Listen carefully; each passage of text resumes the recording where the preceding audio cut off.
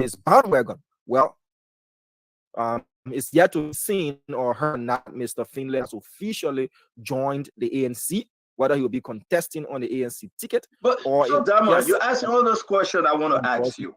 Sorry to interrupt you, and let's welcome Fadika. Those are some of the questions that will be in the discussion today.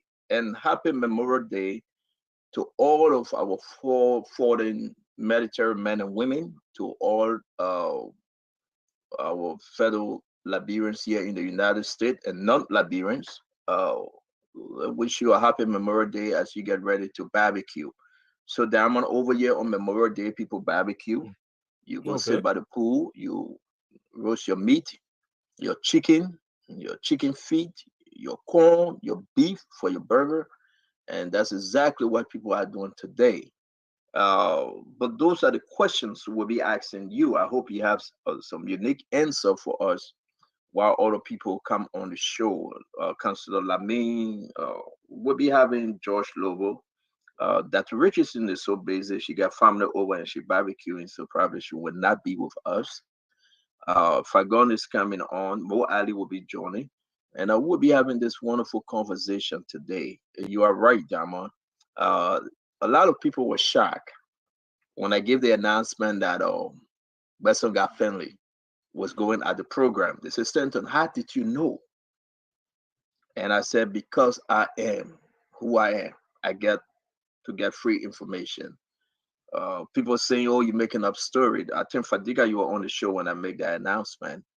And it came to pass that it was true. Now, we received additional information about the reason why Besson endorsed Cummins and CPP. That's a big reason.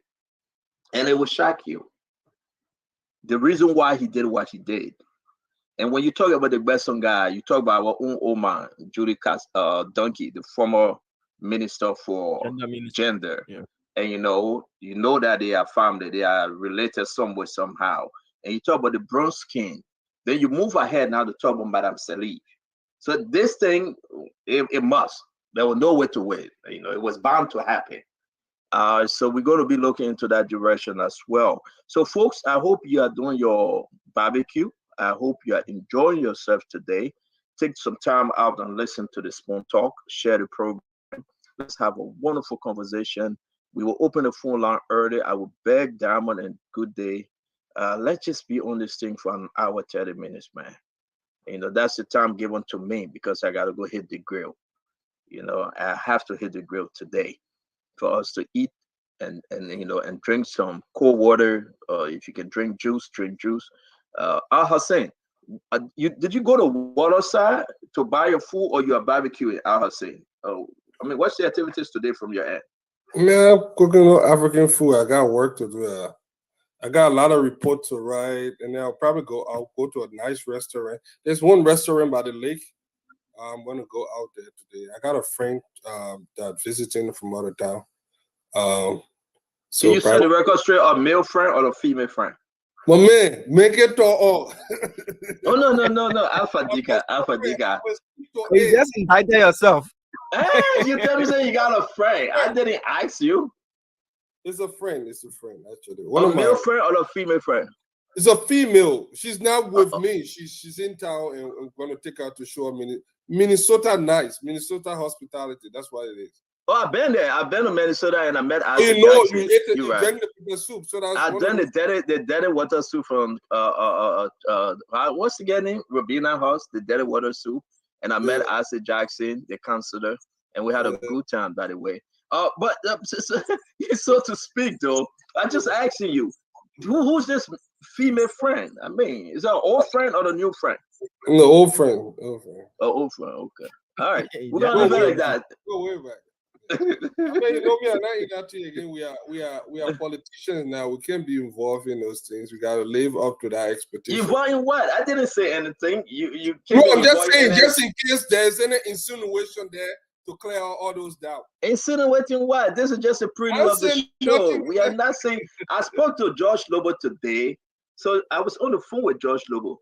Then George Lobo said, "What are you wearing under that?" I said, "George Lobo, who are you talking to?" I was shocked. He forgot that he was on the phone with me. I'm talking to, man. And he said, "Oh, stand up, Becky." I said, "Josh, I ain't gonna say anything. Who? You But what are put you them asking secret for?" outside. So that No, way I'm not when gonna the say. I'm not gonna say it. I don't know who he was talking to. What are you worried you under were not that? with the family, they would know where you were. My thing is that at the end of the day, I'm surprised that he would ask. And I heard the female voice, so, and I hope that Madame, because if it's not Madame, then sorry to say, I really don't want to say this because the counselor on the show, he will hold me under contempt, you know. But I plead the fifth. Don't make me to say it. Counselor Lapointe is on the show. If I ask George Lobo who he was talking to, I don't know. But he said, "But what are you wearing under that?" I said, "George Lobo, you got spill." I mean, is the hot afternoon in Arizona and you're asking somebody that question? But guys, again, this is where we are. Counselor, welcome, man. How you doing, Counselor? Counselor, we're not hearing you. No, I mean, I don't know why I will hold you in contempt, you know. Well, I thought that your boy, you know, I told you that your friend be Josh Lobo, so I don't want to make him say, "Oh." No, but I mean, if you caught him doing something, I mean, you guys can talk him man to man. Yeah, I'm not saying it. He Yeah. coming on the show today. I'm not saying it. He just said, "But I worry under that." I just decided. And listen, gentlemen, listen. Maybe again, I don't want to make my brother verse for the first time in a long time, almost a month or so. Today I was able to chat with Henry Pedro Costa, and you know, we had a good conversation. You know, as friends, and I can say it because it's not bad to say. I'm gonna let that slide.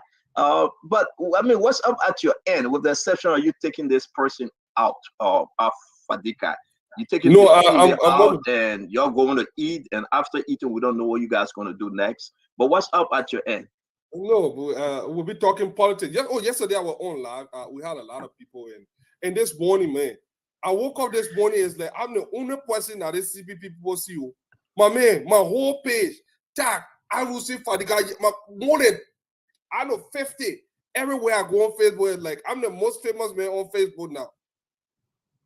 So I feel like But a that's how it celebrity is. already. That's how it is. I like the fact when tracking me, so I must have struck a chord somewhere. I like the fact when Councilor said we should talk about the policy issue. We're You know, about to that get into air policy. immigration. Let's talk about policy issue.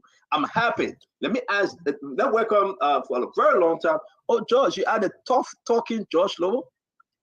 So you're not a drive-through no more. You're not selling McDonald's or Burger King anymore.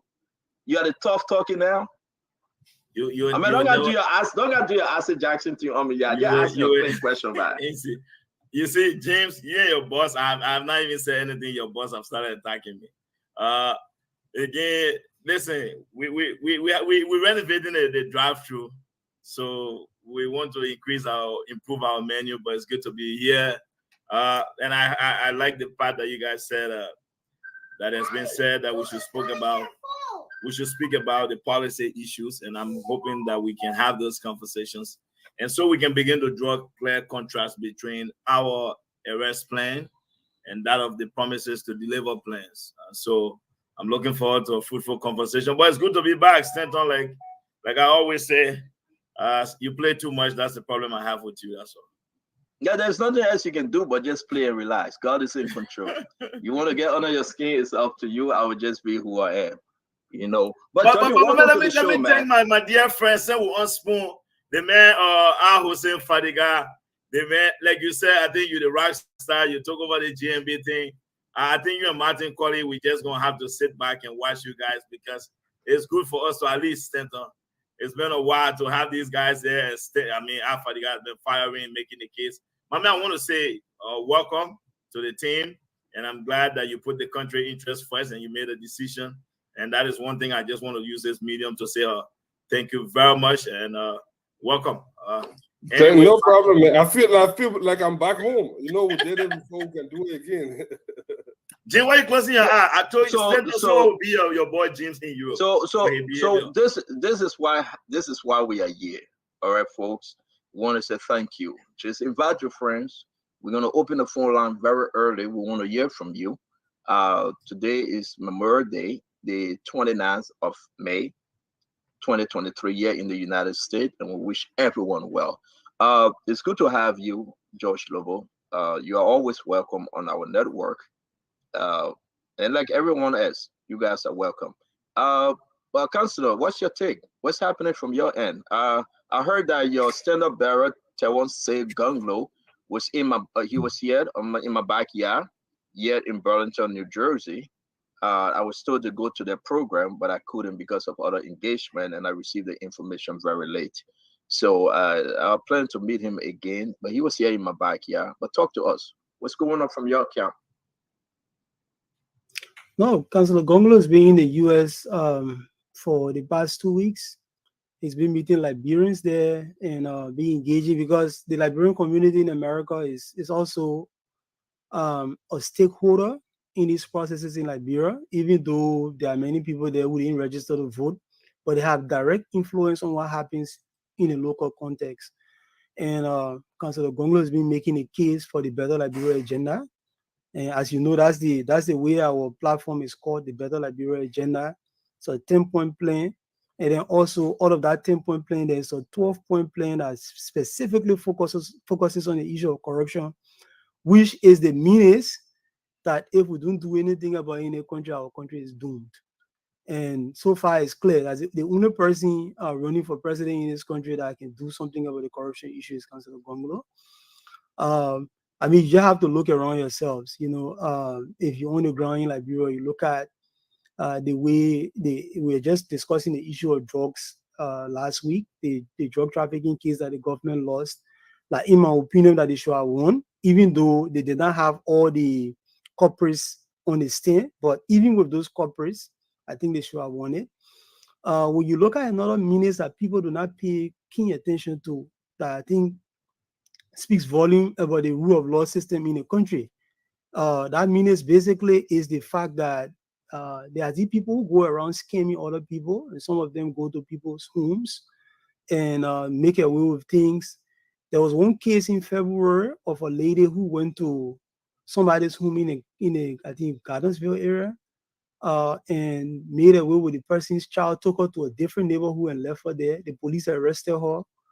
She been in jail in the Habel area. And just last week, some people some high ups in the neighborhood, in the community, started putting pressure on this person to let the person go. Honor our government. Nobody working in the rule of law sector will do something like that. You get immediately dismissed, because you can't tolerate people breaking the law and then other people coming to you to tell you, let bygones be bygones. And some of them even will have the audacity to say the person is not the first person to have done that thing, so let it go free. We have to change those mentalities in this country. That's the only way this country make progress. If we don't work on our rule of law or problems, the country goes nowhere. It continues to sink in the ground, and we have to do something about it.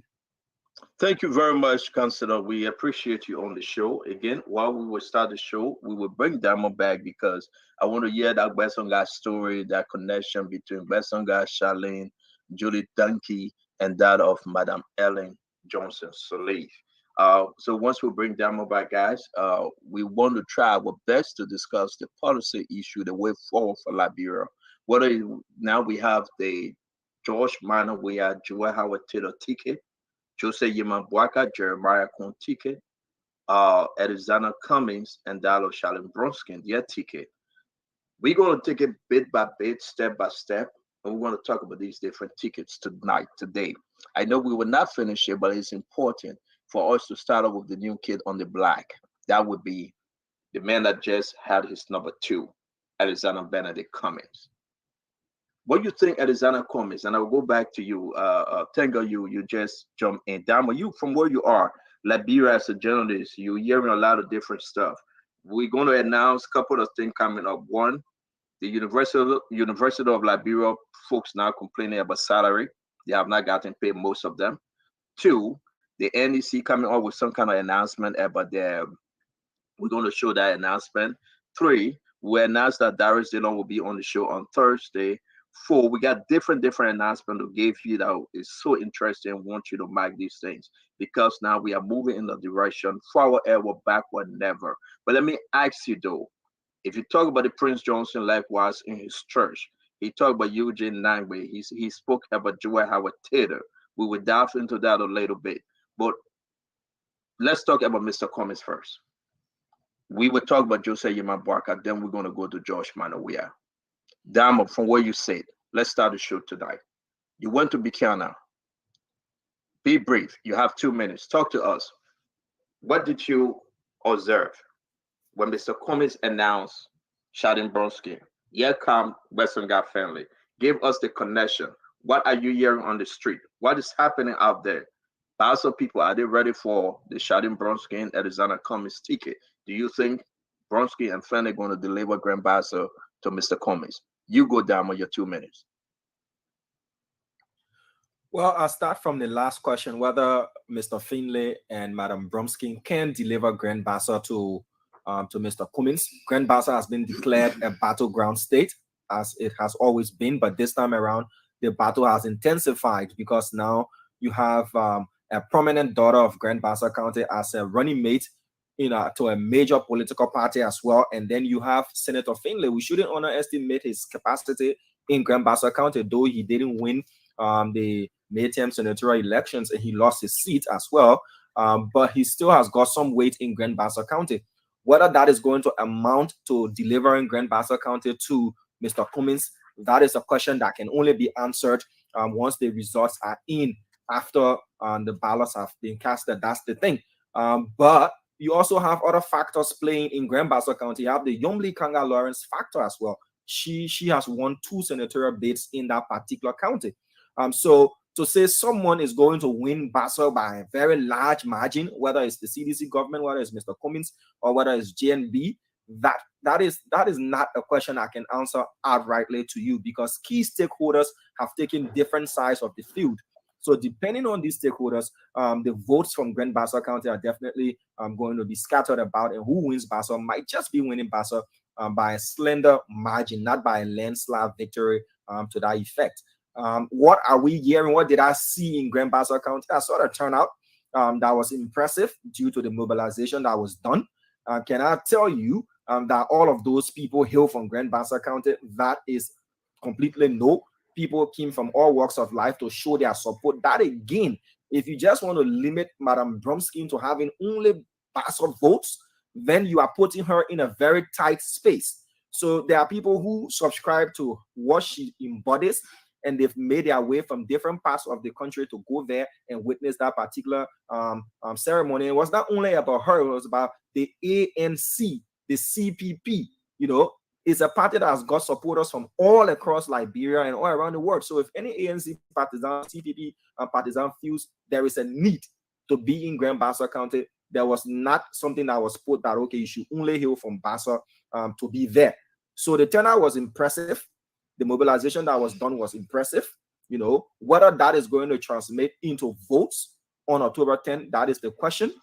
But one thing you should know, that when you have a huge crowd, and even those in the crowd are not supporters of that particular party, there is a tendency that by going there, you might listen to their message and then go their way. That is why when somebody goes to church, they tell you, if you're a first-time visitor, you can, if you don't have a church, you can come and worship with us. There is the risk of, if you are not a partisan and you just go there to see or to witness, you might just lean in that particular direction. So people say crowd don't matter. I'll ask you the question: would you rather have 1 million persons at your rally or 10? And tell me which number is going to go out. I mean, so your argument, or Diamond, stay put. We are not many, but a few. The rest of the thing joining us. This is what was sent to me, Diamond. So you are now confirming what our sister said. Joshua is best to ask question before speaking. The majority of the people came from Bassa. Yes, we did take some people into Bassa, but they were from the Bassa belt. You know, the Bassa people are not only from Bassa County. They are from Magidi, Riverside, Lower Bond, parts of Moserado. Charlene was born in Nimba. Therefore, they came to celebrate with their daughter. Okay, so my thing is that you are now confirming what this ANC sister said and what she's saying, right? That they brought people in. What's the risk, though? Another person from the opposition side, Dama, we say, well, we don't know Charlene's strength. Yombli Kanga Lawrence program, we never saw the blue, the yellow buses. we do not know the strength of Charlene. She never ran for a political office in Grand Bassa before. The name Bronskin ran but came third or fourth, if I'm not mistaken, 2017. But the name Bronskin was Councilor Charles Walker Bronskin, not Charlene Bronskin. Now, if you have the Besson guy that was flopped twice, the Besson guy that have anger CDC, the Besson guy that now going against Jonathan Capet, the Besson guy that now will be going against Unity Party, Darius DeLong, the Yombly Kanga Lawrence. Talk to me in 2 minutes, Damo. Because of them bringing, you see the down knowing the strength of Charlene Bronsky or Besson guy. Damo, are you with us? All right, what Diamond are trying to reconnect? Fadiga, can you take that question? Can you take that question, Fadiga? Why they're trying to reconnect? You are muted, Fadiga. Can you rephrase that question? I kind of missed. All right. So what I'm saying is that at the end of the day, we saw the Besson guy that shot in Bronsky. Now they are confirming, yes, they brought people into Bassa. You said the truck people, they put it in wheelbarrow, they put it in on the pen, the keke, and whatsoever, the blue buses, B, everything. Yet instead, because of that, we didn't see the strength of Charlene Bronsky. This Charlene Bronsky have never run an election for an elected office before. Is that a downside to that, or Hussein? Look, I have beaten this thing so much, and the people, look, let me get this clear off first. A lot of people think when we express our opinion, it's just my opinion. You can take it, you can leave it. October 10 will know whether my opinion is dumb, divisive, or anything. October 11 will know. So we are all in the opposition. If you are doing, nobody is perfect. You know, Ambassador Boyka have gotten it wrong. We all have gotten it wrong sometime in our lives. But do not see this correction as a denigration or beating down on you. No, I would never do that to another opposition.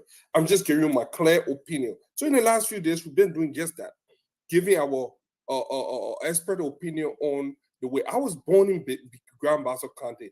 I know a little bit about the politics on the ground there. Look, what I witnessed yesterday, I was baffled. I was ashamed for these people.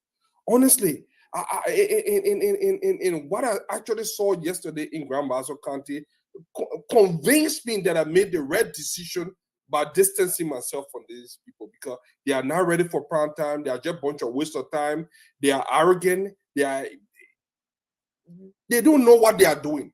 And sometimes they say both people got problem in our country. I think that's one of the reasons. They are completely disconnected from the people that they want to serve.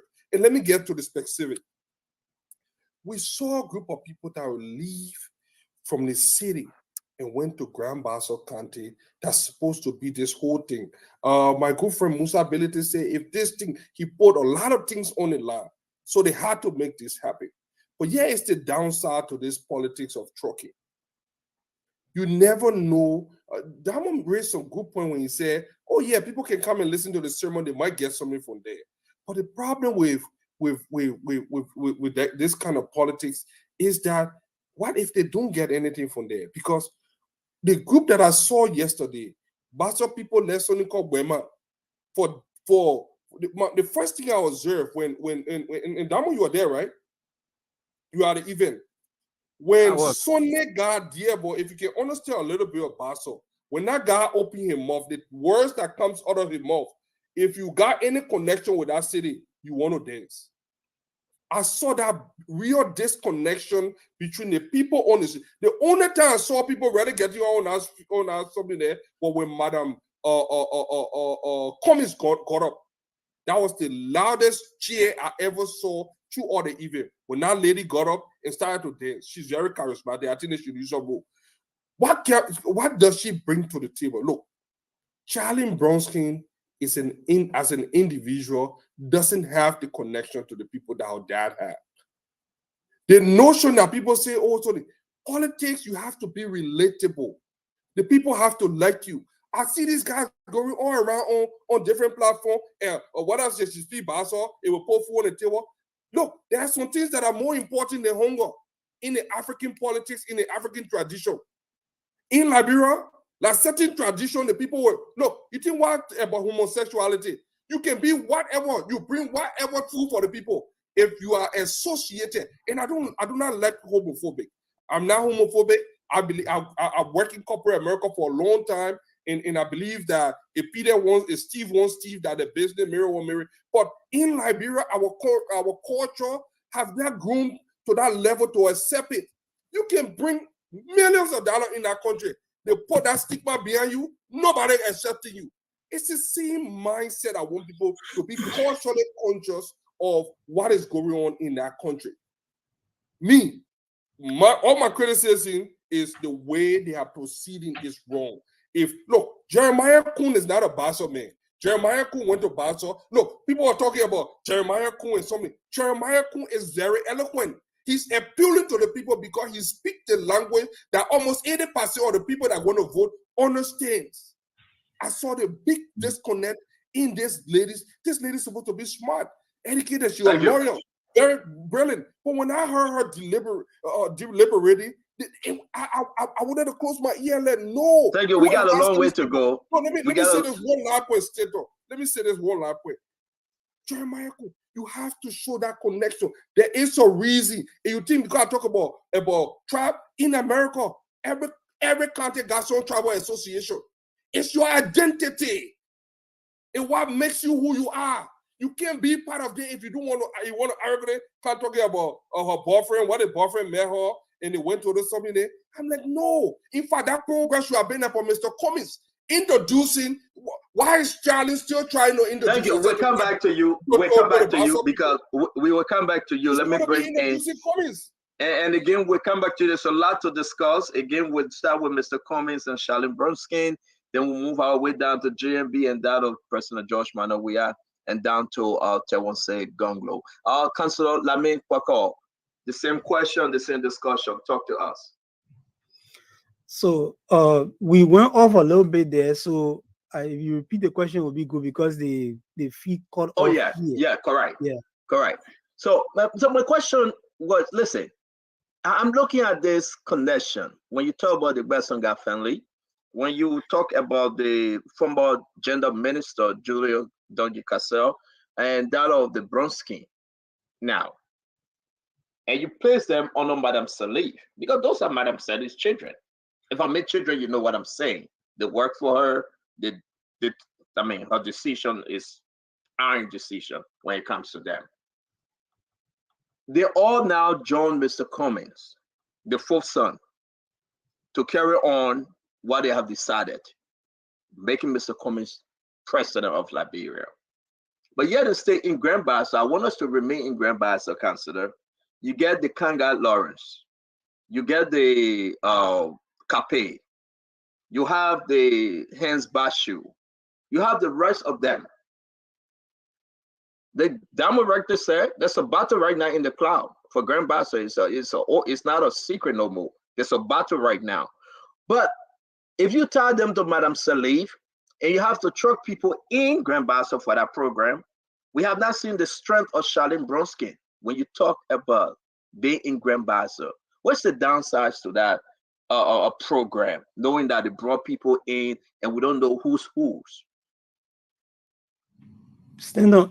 I mean, as I said on Saturday, whether those people did a program in Bassa, whether they truck people there or not, it should be the least of our concerns. For those of us who do not belong to their party, we should not focus on what they did or what they didn't do. We should focus on what kind of policies they bring to the table, how inimical those policies are to the Liberian context, or how good those policies will affect the Liberian people. That should be our focus. But whether they bust people into Bassa. But then I will interrupt you to throw in this question, Councillor. Can Charlene deliver the Bison guy deliver Bassa to Mr. Cummings? Because that's the intention of the endorsement. That's the intention of the endorsement. Whether they deliver Bassa to Cummings or not, it's still irrelevant to my purpose here. It's still irrelevant to the purpose of Liberia. That would be their intention. The reason why, all these different people are choosing people from from these so-called counties that are vote rich is because they think that they can influence the politics on the ground. The UP did it. Somebody who joined a party just overnight, they took the person because they think they can win the NEMA vote. There's no other reason other than that. So if another person does the same thing in another part of the country, it should not be our cup of tea. That's what they think will make them to win the elections. Let's leave it at that. Let's criticize them on their failures in their policies. Okay, what's going to be happening in Basel? There's an existential fight that will be going on in Basel. And that existential fight is basically to establish who's the leader of the group. And the elections result in October, on October 10, will be able to inform the Liberian people whether the leadership of the county is one way or the other, or whether it totally lies somewhere else. You name some names, but you fail to also name that there are other people from the Split Liberty Party that have remained on the other side. They too are household names. So that's the reason why I keep on saying that what happened internally in those people group should not be our border. Absolutely not. And let me just come to Fadiga keep on talking about tribal issues and all that kind of stuff. Fadiga, you gotta drop that thing. That argument is lazy. The argument is extremely lazy. You gotta drop that thing. You say you are discriminated because you're Mandingo man. Then they say you the same person me talk about tribe again on this platform, and you keep on sticking to it. And let me tell you, homophobia or whatever you call it may not be an issue in this country depending on what the people think. Look at the CDC logo. If you look at the CDC logo keenly, the CDC has a rainbow in our logo. What does a rainbow mean anywhere in the world? It's gay pride, right? Have anybody ever lashed on that and said the CDC is a gay party and blah blah blah? Has a discussion like that ever gained currency in a society? Because the people look beyond that. They look past that. If they say they like somebody, you can bring most of that is not true. That logo came about before the don't not interrupt him. Fadiga, don't interrupt him. Let the counselor finish up, please. So I will give you your time after like logo. Like you go back to Taylor. The people voted for Taylor Omumile. Taylor got more votes in this country than any other person got, and probably nobody will ever get to that level ever in the history of this country, probably not even in our lifetimes, right? And we say a lot of negative things about him. Yet they say these people, they say you kill my man, you kill my power, still vote for you. The same thing with Mr. Weah, although he didn't get the kind of Taylor-like majority. But the people say a lot of negative things about him, the people still decided to vote for him. And we gotta get away from the politics. Or the person has run in election here before and won, so the person has an electoral history. Why did Taylor win election before? So, but let me ask you a question, Fadiga. Wait small. Why did Taylor win election before running for president in the country? Why did Samuel Doe win election before running for president in the country? Why did Tottenham win election before running for president in the country? I mean, we gotta stop those lazy arguments. Those lazy arguments do not help us to inform the debate in this country, to help the people in the country to decide who will be the best person to move the country forward. So Fadiga, let's start talking the policy thing. Councillor, we gotta lay something up here. We gotta set it straight, Councillor. There must be a reason why you decide to support Tewonse Gonglo, Councillor Gonglo. There must be a reason. You never just came up one day and say, okay, I'm going to leave Liberty Party and support Tewon Gonglo. There's something drove you to support Charles Walker Bronsky. The same thing have driven you now. You are supporting Councillor Gonglo. Yeah. With your endorsement and your support, is to move something. Western guy had an opportunity. Real quick, I will give you 30 seconds on this one. I got to go to George Lobo. Western guy spoke with Jose Yeman Boakai. Western guy served in the UP government. Western guy spoke with CDC. I know for sure that he was back and forth with CDC. Western guy went ahead to again talk to Mr. Cummings over and over. Daniel Che, Louis Brown, Toga Greg McIntosh. They were reaching out to Basonga. And they even used Madame Cassell, Judy Cassell, to reach out. Don't you think that something drove him to support Mr. Cummings even before we come to the policy issue? Don't you think it's not only because, no, let's leave that thing, let's leave it, let's just stick on the policy issue. What's the policy issue there that drove Basonga, Charlene Bronski, and all of them to support Mr. Cummings? That's where I'm coming from. Then we'll go, let's welcome the Minister Eugene Lame-Fagon. But after you get your 30-second quick, we'll go to George Lobo. Yeah. I mean, I don't know Mr. Finlay's motivation for supporting Mr. Cummings. I mean, he's the best person to say what his motivations are for supporting Mr. Cummings. For me, I asked Councillor Gongolo to run for president. The same thing with Councillor Bromsky. I asked them. I was among the people who asked them to.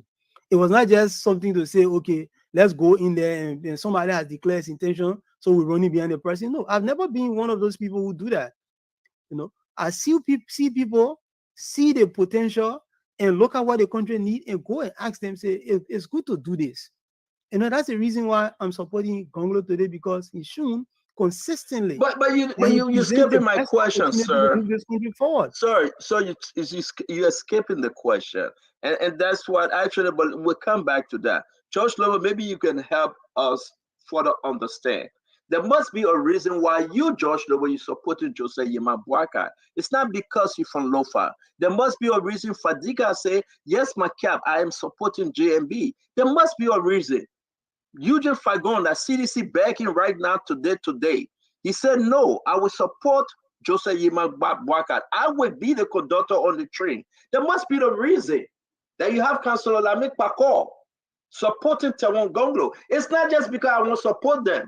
I will ask you the same question. Let's remain in Bassa, and we'll start the policy conversation from there. What's the policy that have driven Lamik Pakor, or the Western guy, or the Charlene, right? The rest of them to support Mr. Cummings, since we are on the Cummings conversation, if you know. So Stanton, first and foremost, before I say anything, I want to say to Eugene Fagon, well, thank you. This is the first time for us to be on the same platform.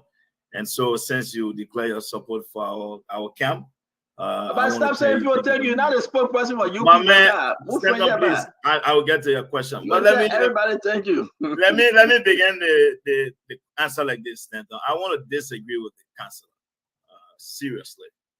And the reason why I want to disagree with the councillor, while it is true, I understand, councillor, you want us to talk about policy issue, and I welcome that. And I want for us the conversation to be about substance, true. But politics involve numbers. Momentum is also part of the process. What constitutes momentum? What shows that? It's the numbers, the people. How do we count that there's momentum? In a world oldest democracy here in America, you have to be pulling a certain number to even appear on certain debate stage. You have to raise a certain amount of money for you to be allowed on the platform. The numbers are talking about. So we can say we'll put it aside. Now we have to understand. I would see Stanton's question as a very relevant question from this perspective. The ANC has been a party that has marketed itself on the basis of doing everything right. That is one problem. They set their own standard that now is giving them a hard time to stay by it. They've criticized the issue of trucking. They've criticized the issue of coercing people. They've criticized the issue of giving people money for political benefits. So how is it now that this party will come back and will begin to move people from as far as Ganta to Buchanan? Now, the reason why I take Stanton questions with great deal of importance is because they moved this announcement to Buchanan because it was their political strategy of demonstrating to us that indeed, that by picking Charlene Bronski, the daughter of your former standard bearer, that means Mr. Cummings can now say he has Bassa in his bank. Because one of the fundamental questions that has been asked has been about his base. Where can Mr. Cummings show us his base? So now that was the strategy. They could have done this announcement in Nima at the convention. They said no. They chose to go to Buchanan. So for them now to move people from all over and Stanton put their text out. So that text in itself was a confirmation. So for me, from a political calculation perspective, I would say this. I have respect for Charlene Bronsky. I appreciate everything she has accomplished as an individual, as a young Liberian woman. I think as a lawyer, great for her. I wish her nothing but the best. But from a political perspective, for me, a guy like me in the UP camp, we are not bothered because that confirms that Charlene has zero political capital. Zero. Because you know what? What I thought they would have demonstrated to us was for Charlene to move into Buchanan and say, the daughter of Councilor Bronsky is here, and let the people in Buchanan, 5,000 persons show up to that event. But to move people from around, and you have ANC people confirming that indeed they have to move people. So, for example, if we use that analogy, should we say that the crowd that gathered at the Unity Party, Jeremiah Kun is not from Monserrato?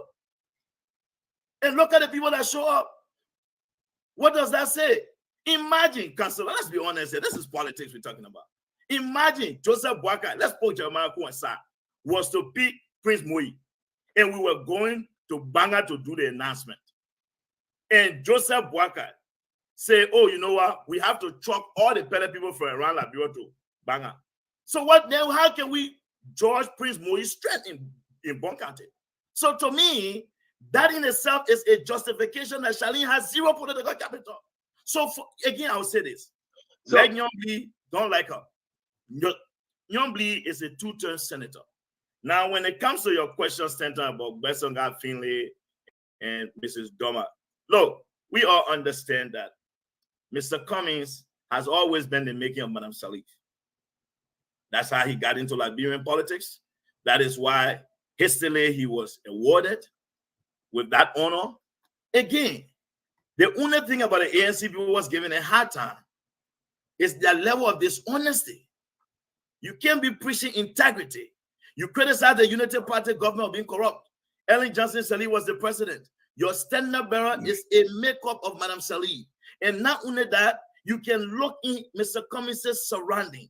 The key people around him are all proteges of Madam Sirleaf. So technically for me, at this particular point in time, look, I don't want to discuss. So let's hold you right there. It's the first round. It's the first round of the question. Let's hold you right there. Let's bring in the former Deputy Minister for Press-related issue at the Ministry of Information and a JMB supporter. Just to put a disclaimer out there, the man that is conducting the JMB train. Minister Fagon, going back to the question, if you heard the question, but real quick though, I want you to correct Councillor Lamine if you can, because I think he said, what did Chancellor do for Liberia? No, I didn't say that. I didn't say that. Can you repeat what you said? I said which election Taylor won before winning the election for president. Thank you. Which election Fagon won and stuff like that. I didn't say. Thank you very much for that correction, and I accept your correction. But Fagon, the connection, and I just want you to remember what the councillor said because he repeated himself now. But the question on the floor, the endorsement of Gbesonga family. Judy Donkey Cassell, the former Minister of Gender. Charlene Bronsky, number 2, they call it the second fixer. So what you want to say though? We are seeing something moving around under Madam Sirleaf. What that bring? That endorsement, what did they see that you are not seeing that have taken them to Mr. Cummings? Are they blind? Have they seen something that the rest of Liberia are not seeing? Can you talk to us tonight on Spoon Talk? Thank you very much. Good evening, gentlemen. And let me say it's nice to be here with you guys. You take a man from the barbecue to bring him here, it means a lot. When Liberians begin to scream, Fagon, you need to go, you need to go. You got to put the chicken down and the meat and go for the people's requests. And that's why I'm here. Today is a holiday. Oh, also want to be our family eating to the grill and people here talking. But what brought me here? I now see the reason why I had to come. And I say this because I always say to council, I took 2 days to say I will not call him Pagoy again because our long lane, it takes away my time. So counsel is a nickname he will accept. Let me say to counsel, you start off by saying you need to lead the tribal team, but then in your expose, you alluded to the fact that United Party went to Nima for the Nima team. The other people there going to Pastor for the Pastor team. How do you divorce the whole tribal thing? Why you think people running there? They're running there because of the same tribal thing. The tribes got number. The tribes has votes. Their vote rich. So it's tribal. We will not divorce that. And I heard him say, listen, we need to move away from those people's business. Let's come to the policy issue. No, it's our business too. I don't need to go over it. When you say people are trucking people, then you truck people. When you say people are doing the tribal team, then you play the tribal team. When you say people taking people without political capital and without the requisite knowledge to carry on, then you go to do the same thing and you say you're quick to learn. I have the video. You say you and Charlene Smart, you're quick to learn, you will learn. It's a contradiction. So it concerns us, it becomes our business. But you want to talk about the policy issue.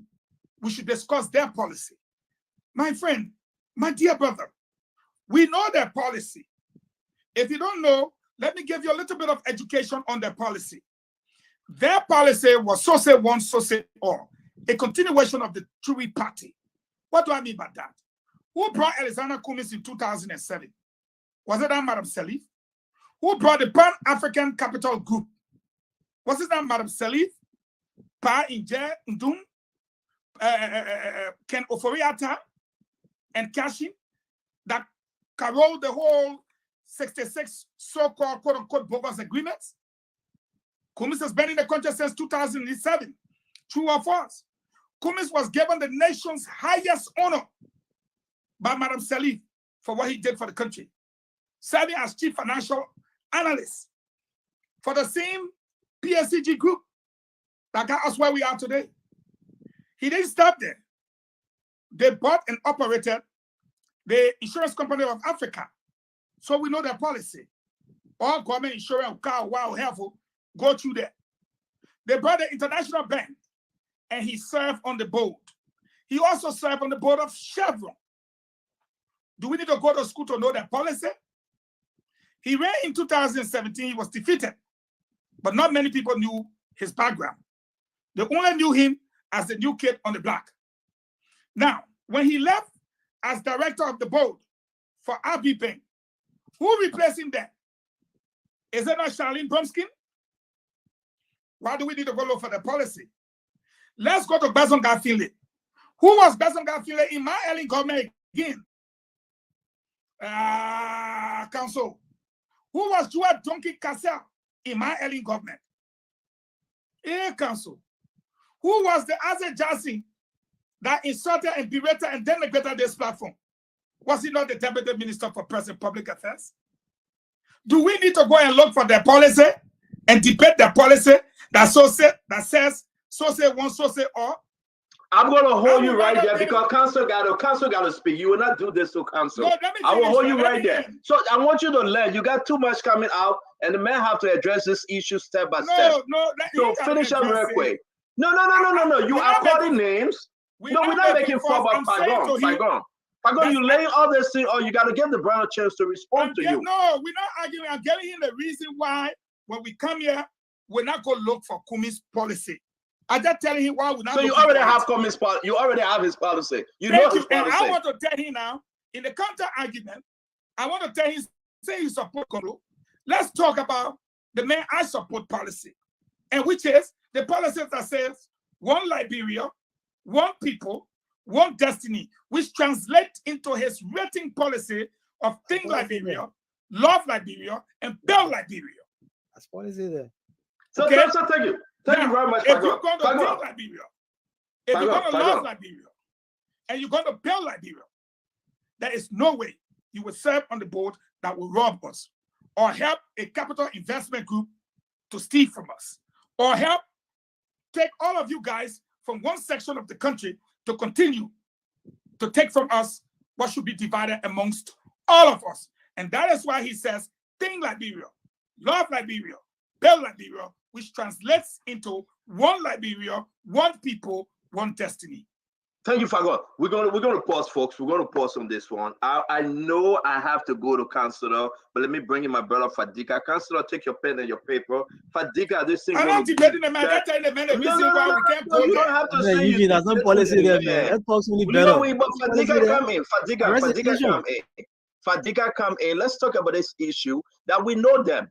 You know the Besson got family. You know him from Madam Sadi government. And I know we were going this way because we know former general minister. Hey, I'm my own Omar, Madam Julie Cassell. We know her. We understood the policy under Madam Salim. We know Madam Salim. Again, talk to us. Is Fagon right or the councillor will continue? Fagon is very well. No, the councillor, I hate to say, but the councillor either have selective amnesia, and my man Noor his last statistical approach towards historical events and things that transpire in our country. Either this is a very coordinated, careful act of deception, or he trying to deflect the attention towards Councillor Gonglo, who from every indication, every post shows that he's lacking in every post, and he's not as relevant as any other politician. You might need him second round, but he's not an entity, he's not a factor in this election. So he playing a role very well. I like the fact that he comes here and he tries to deflect substantive discussion towards his candidate. But you cannot tell us, look, Lami, you got right to talk, I will talk my own. You got right to defend your candidate, but you can't tell me what to do and how to say it. Nobody, I was school in Liberia, I went to high school, left from Liberia, almost in college before I leave. I know my history. I know what happened in that country. I know there is a deep-rooted history of injustice and marginalization that nothing have been solved in Liberia. We fought civil war, what happened?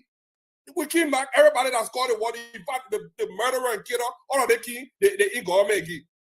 So let's leave that discussion. Liberia is a nation that is unhealed.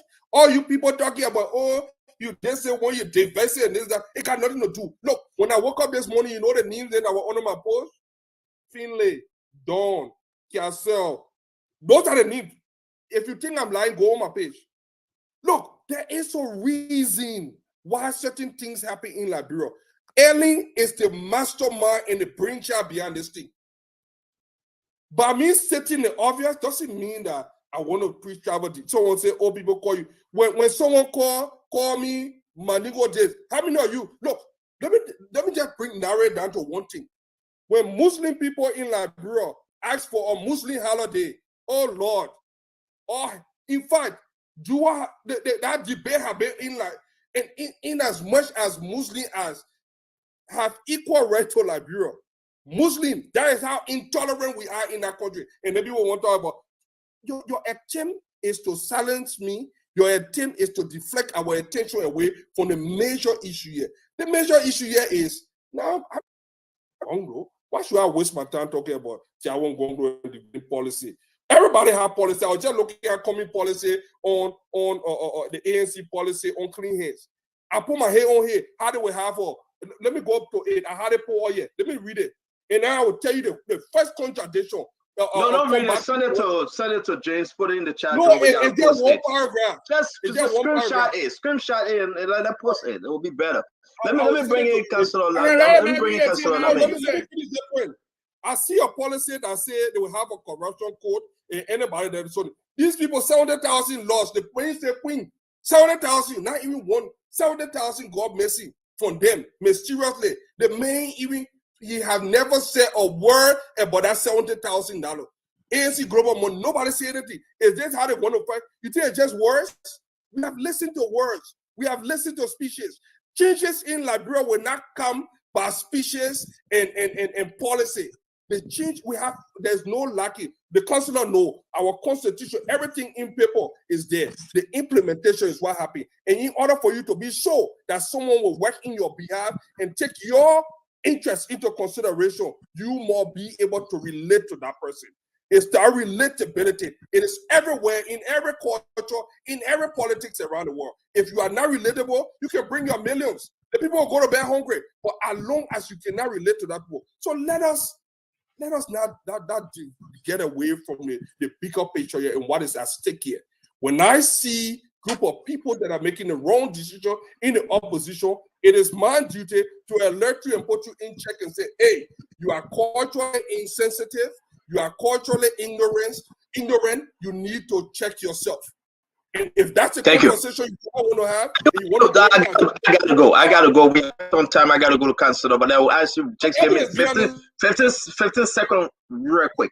Why are you guys spending this on Madam Ellen? I mean, what's the story here that Madam Ellen supporting Mr. Cummings and therefore all her children following Mr. Cummings? I thought you guys say Madam Ellen was supporting Joe Weah. So she done with Joe Weah now. 15 seconds, real quick to you, Fadiga.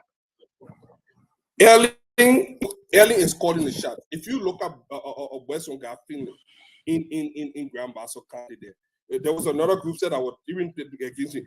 Western God Finley, Junior Cassell. What were those people? Look, Western God was transferred to the CDC arrangement. He did not even, he crossed over as foreign minister to the CDC arrangement. He was seditious until they broke apart or something happened. So we all know the history.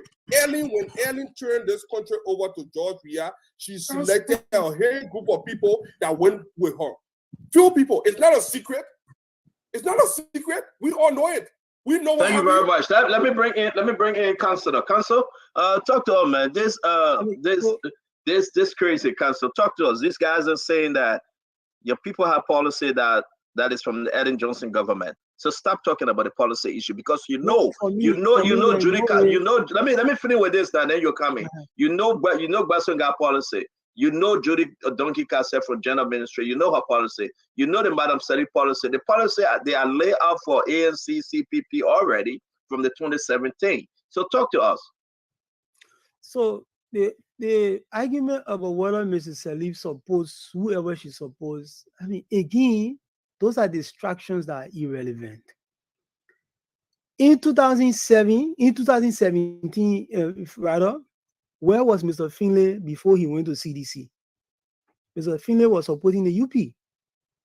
Mr. Finlay most likely expected to be a vice tenant bearer for the UP. And if you can remember in 2017, I think there were 19 senators, 19 of them that had declared their support to Mr. Boubacar at the time. 19 of them.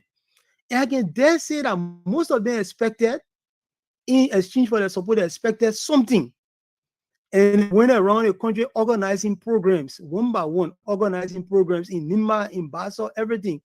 And at the end of the day, the moment he chose his VP candidate, all of them melted away and went to CDC. Because what they were expecting, I think Mr. Finlay expected to be named as VP candidate. I'm not too sure. So he shouldn't come on my neck for that. I'm not too sure whether he was angling for that, but I think he was angling to be the VP, the running mate to Mr. Boubacar at the time. The disappointment, when they named the other guy, he fled and went to CDC. He eventually won. But the bottom line here, because somebody work with Mrs. Salif, so you say you know the person's policy.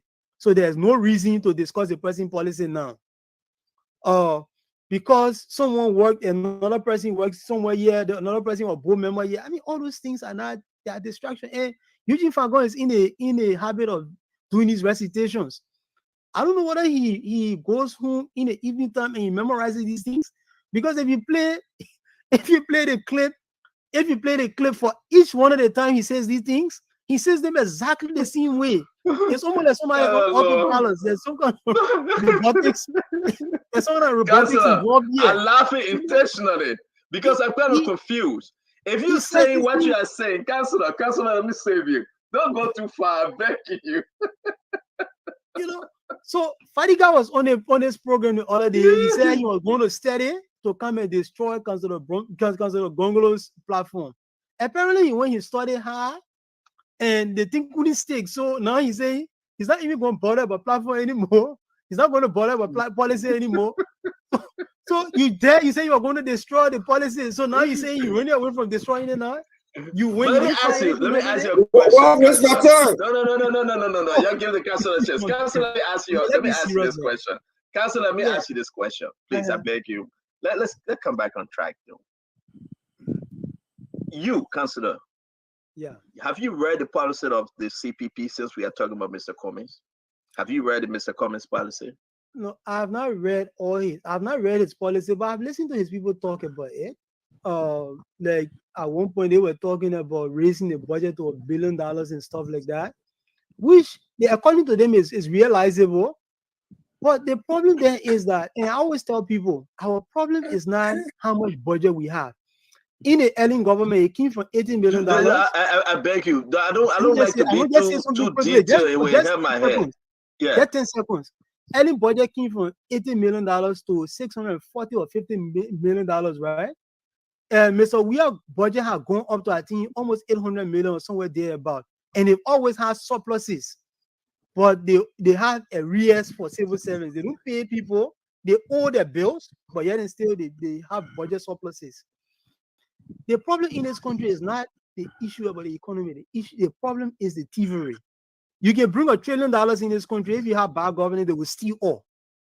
So my question to you, I understand that. Have you seen Mr. Cummings' policy, with the exception of raising the budget to $1 billion? Because you said we were talking about policy. I was saying I've heard his people talk about it. I've heard his people talk about it. I've not seen the policy per se to say I got a booklet that I read from. No, I've not. Okay, so let me bring in Josh Lobo, then we'll go to Fight Ground. We just can't wait. I know it's coming. Josh Lobo, have you seen? Can you share with Liberian? Does Mr. Cummings have a policy out there? And I will ask you this question straight because it's going to make round with the rest of the guys. With the exception of Coca-Cola, do not tie Mr. Cummings to anything, any initiative that Coca-Cola have undertaken when it comes to Africa or Liberia. Have you seen Mr. Cummings' policy, or what have Mr. Cummings done for Liberians, for the Republic of Liberia, since he has decided to run for president? Yeah, talk to me. Let's just stick with this one. Help me out. Okay, so stand on. Let me because I was sitting, there were a lot of things said, and the councillor kept on saying something. Are you hearing me? Okay, clear. No, you are on that string. Yeah, something is freezing you, and without hearing you. You need to go back and come back up.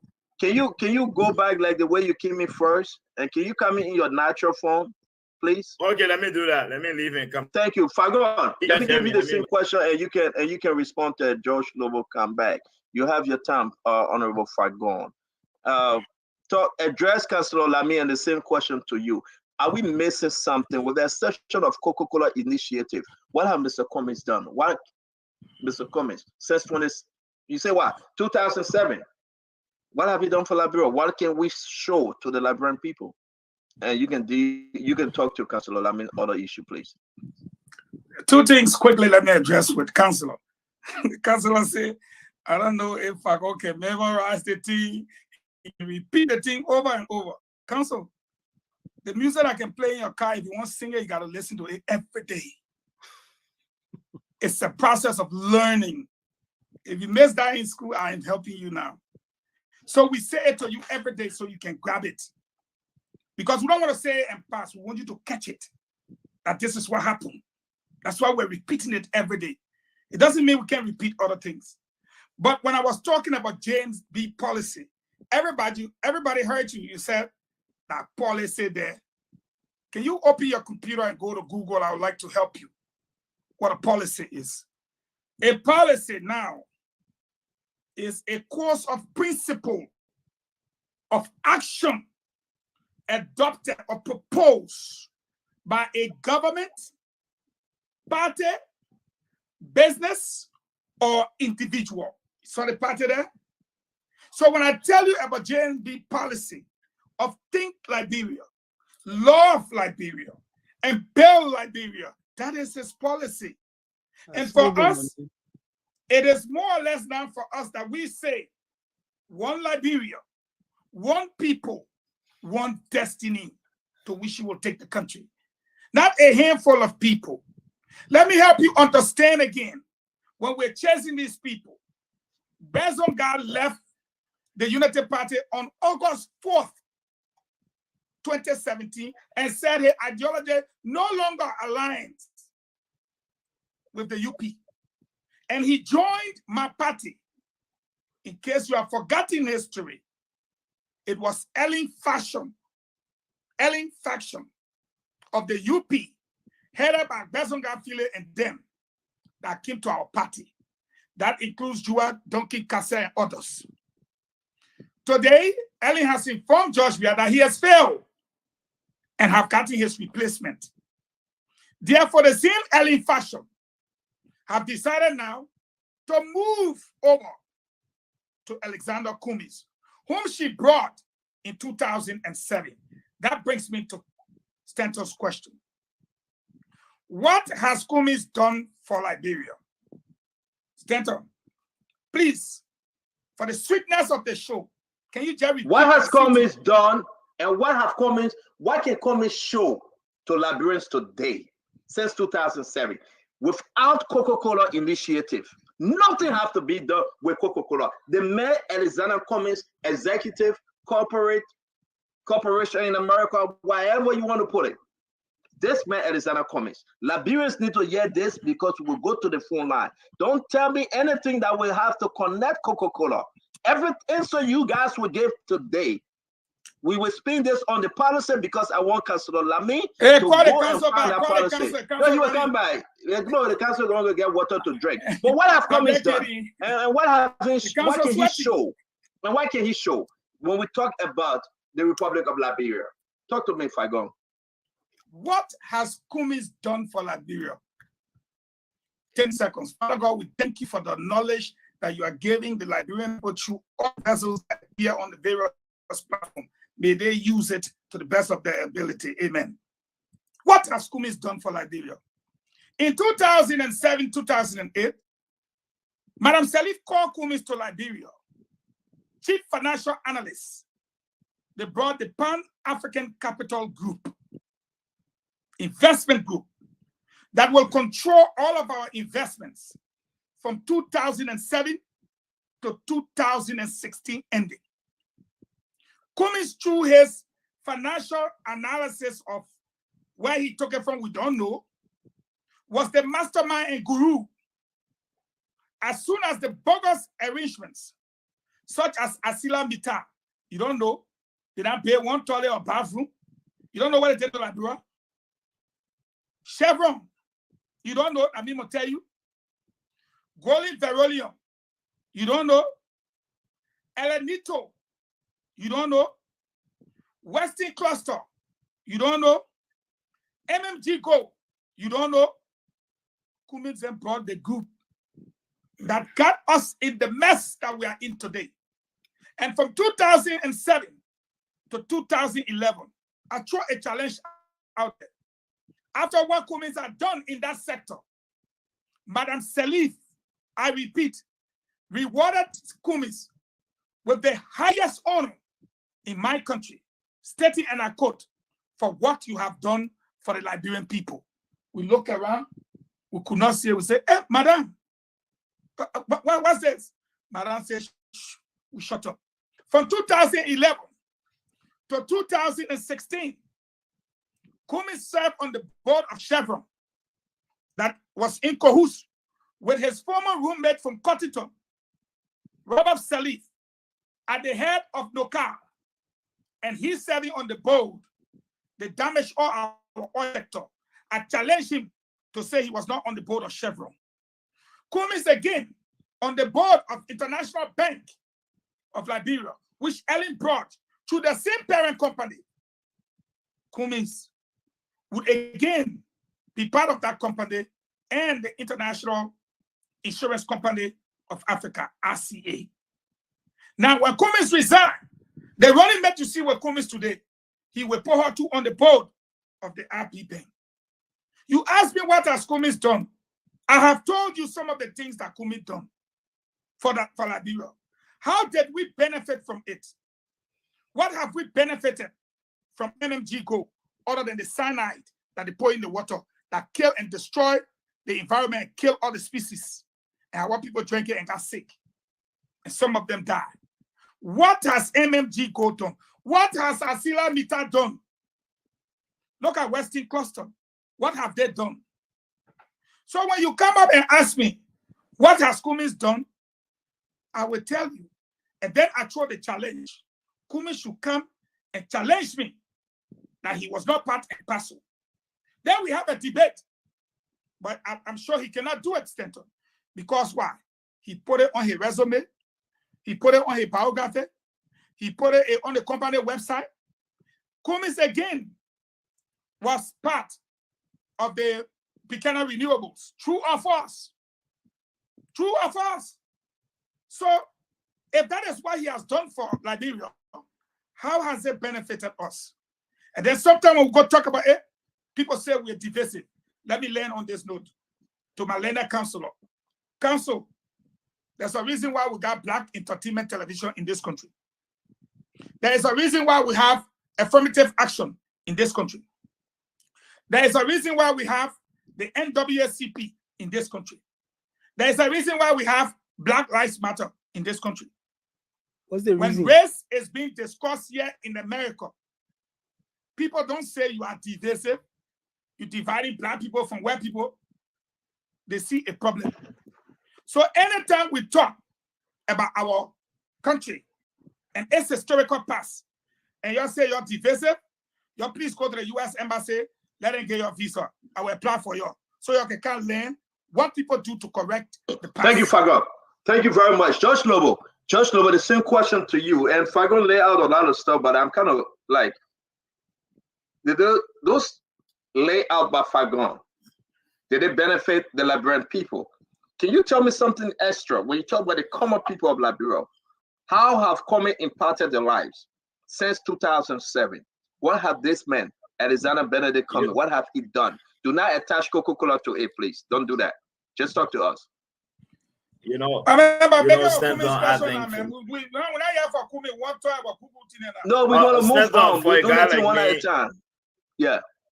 For a guy like me who made a decision in 2017 that Mr. Cummings could not lead our country. Moreover, I support the best candidate, the most experienced, most qualified candidate in the race for this job. That's one thing. You can put a cool record. Nobody's CV matches my candidate's CV in terms of this job. And I wanted to speak directly to the council. Stanton, the council have gone off a lot. Let me respond to the council on some things here. Council, you began your statement with the issue of fighting corruption. You said that nothing can be done if we don't fight corruption. I do agree with you. But are you aware that Councilor Bongo in 2017 said that the best man to lead Liberia was Joseph Numa Boakai? That the man had the character to fight corruption. So he said in a race, your candidate supported Joseph Boakai on the basis of integrity and he stand against corruption. So the very Joseph Boakai he supported in 2017 stay in the race today. So on the issue of corruption, I don't think you can question his ability to fight corruption. But you spoke on the knee, you keep saying you want to hear policy. Now let's come, there's a reason why I changed my background. Ambassador Boakai told you the country's problems are enormous. And therefore, in our ability to address the pressing issues in Liberia, you spoke of your 12-count plan, 10-count plan. We said for us, we'll sum it up in 5-letter words. Arrest. What are they? Agriculture, roads, sanitation, education. So let's look at them like you said. Ambassador Boakai has been very clear. You keep asking about policy. He has spoken on the issue of food sufficiency, food security. What did he say? He said there is a need for us to invest given our potential in agriculture. It gave us the ability to expand the economy, create jobs. So when you speak on this issue, you keep talking about policy. Let's come on the issue of corruption. We went further. Ambassador Boakai made it very clear. He expressed his frustration that every single penny taken from a child, taken from government, is a dollar taken from a child's future. What did he say? He's the only presidential candidate, as far as I'm concerned, who spoke on the issue of fiscal discipline from a fiscal policy perspective. So I think this conversation asking us that you want policy prescription, we want to have those debates. We are open to them. But I think these questions, we can't dismiss them. Any day, like I told Stanton, any day, I'm looking forward to coming here any given day. And let's look at them. But let me say this very clear. On the issue of the questions Stanton is raising, look, politics is local. In as much as politics is local, it's trouble. We can't ignore these things. There's no way. Look, you support Councilor Bronsky. This very Bronsky of yours was the same man who said, may his soul rest in peace, that it was time for Bassa people to be Doma in the mansion. Was he being what when he made that statement? You know, look, I want these conversations to be, look, we must not forget. We must not change the narrative when it favors us. So, Council, I will say this. So when you dismiss the guys and say, oh, they've been trouble, lazy, no. Bronsky said it was time for Bassa people to be Doma in the mansion. Was he being trouble at that time when he said it? Or we forgot it? And I'll say this, on the issue of policy, we've been very clear. One thing our stand-up Ambassador Walker have said consistently, it is the need for Liberia as a country to be financially independent. This is why he has gone forward to say he wants to move Liberia away from dependency on aid. And how can you do that? By fiscal discipline. He's gone as far as speaking on the need of cutting wasteful spending. You want to talk about education? We can go on education. The other day again, he was talking about his plan on education. He said, look, there are some schools now we need to change. We need to be able to create programs, skill programs for our young people. Look, everybody will not be counselor like you are, well-learned, fortunate. But there are some people who can give them skill set in different areas. So look, folks, we are taking this campaign for all angles. When Minister Fagon comes at you and you say he's been reciting stuff, no, you have to understand this is the campaign season. You have to stay consistent with your message. And Josh Glover, when you ask about Mr. Cummings stepped on, let me end on Cummings. Yeah. Please give me 1 minute on this. Look, I don't want to go ahead. Cummings. I was a student at CWA. I was a student at CWA from 2000, Eugene, from 2001 to 2004. Mr. Cummings served as president of the CWA Alumni Association. He visited the school while I was there. There is no history while I was in that school of Mr. Cummings taking a box of chalk until I graduated from that. So simply when you ask to say what he has done, I don't know which angle you want me to come from, but I know he has been very much involved since his political ambition got started. Now you can say he has had this Cummings Foundation, yeah, but this is what more people do. He can give his political charitable contribution to the country, which has been used heavily to fuel this narrative that he cares. No, let me say this. So I know you No. Hold on 1 minute. I'm begging you. We are begging you, Josh Glover, because we have to go and barbecue. And thank you for bringing up the Cummings Foundation.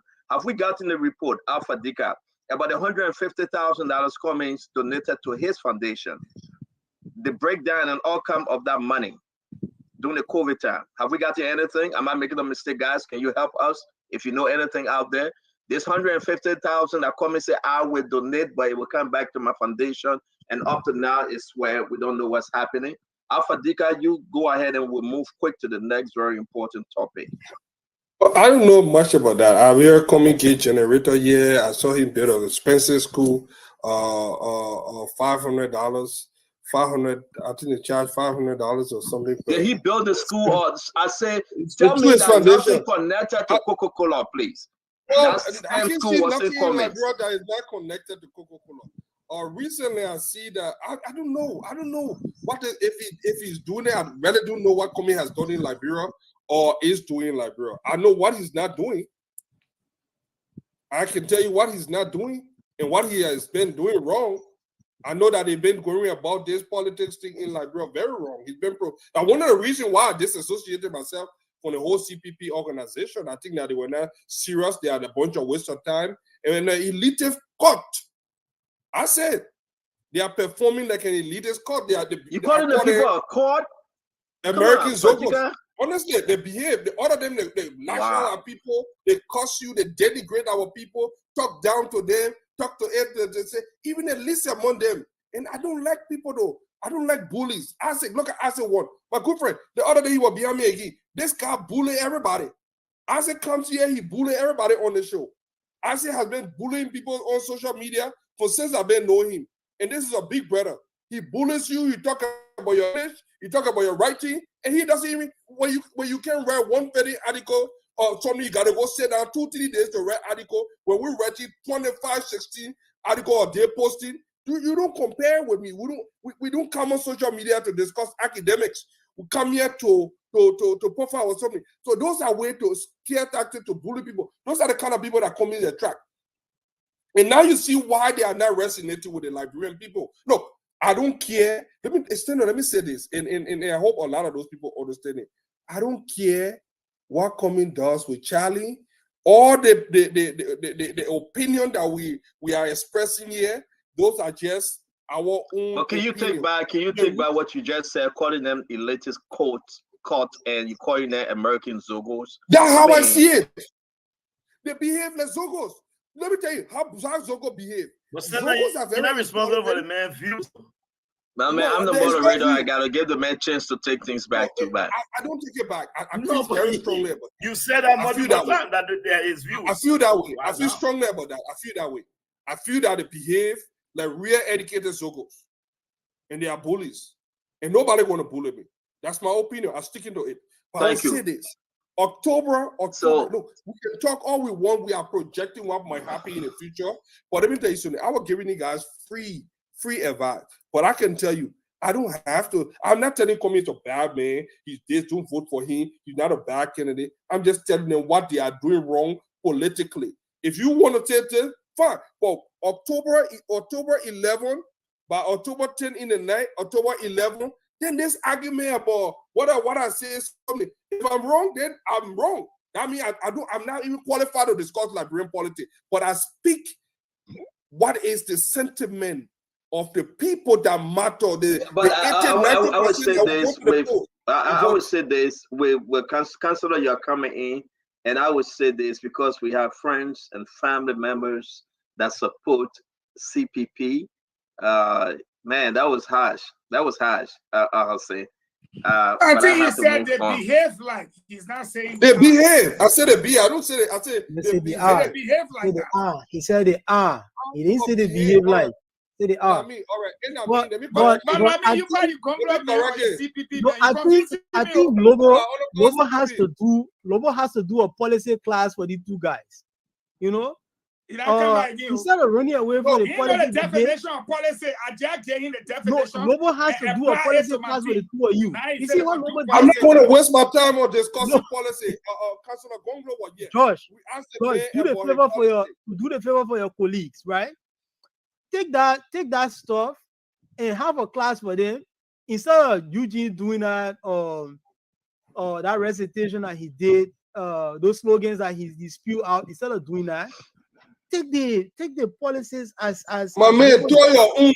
I know what where your own policy. You've been here for 3 weeks. You can't get out one policy. 3 weeks you've been talking here. Where your own policy today? No, Center. I will take a moderator team from you. This man must give us one policy. So what I did, what Lobo just did, what Lobo just Eugene, don't just. But you didn't get it, man. You didn't get it, man. No, you let her do that to you. Throw your own. You go off the rails. Today you will get our Congo policy. You go off the rails. Don't go off the rails. No, today we tire. I gave you people just a little tip. You know, you should be telling me. 3 weeks you run in Charo. Today you must give us Congo policy. Man got a broom. The man walk around the country with a broom. With a broom, you will get all. I know what I will get Super 2. You should be telling me what will get Super 1 and Super 2. The man walks around with broom. He walks around with broom. But guys, it would be fair that we give the councillor a chance to speak. No. You said the other day on the same show. But how will he give you the policy if you're not giving him a chance to speak? You like the idea of the broom. You like the idea of the broom because you understand what the broom is. An object and not policy. It's an object and not policy. It's an object, I agree. But he talking about the broom, so let me just say something about it. All right, No, we want policy. Aguilar, when you were a little kid, when you used to seize the football on the football field, what you doing now? You will get on policy. So now you get on policy. So now you when you used to seize the football on the football pitch, what you doing now? But all right, Councillor, let's get back on track. Let's get back on track, right? Let's just say this: the policy issue. Go ahead. Lobo did extremely well. I think Lobo is a better spokesperson, and he didn't go about talking about about whether somebody can speak a dialect or not, whether somebody can speak a language or not. He started talking about all the different issues. And I think what we need to do now is to sit with the policies against what go. They may not tell you all policies. Eugene, stop doing it. We don't want the football fee anymore. No, but you just talking about Lobo. We don't want the freedom. Eugene, we'll come to you after the match. Just wait, we'll come to you. That match you don't think it's season football go. You want what you want to do? No. And the men I get football. The men I get football on the field. So if season football go, everybody will go. We want sweeper too. Yeah, but consider though, forget about Josh Lobo and what is Gongolo policy? Hey, man. So Gongolo's policy, there's the Better Liberia agenda, what we call the Better Liberia agenda. So 10-point plan. So I will just briefly go through some of those plans. Quickly, yeah, because we're not on Gongolo yet. For example, most of the guys are talking about people gravitate towards political parties because they want job. And one of the days we're discussing that issue came up. The laws of Liberia, the executive law, section 10.2, it says that every county should be represented in a cabinet. It says that.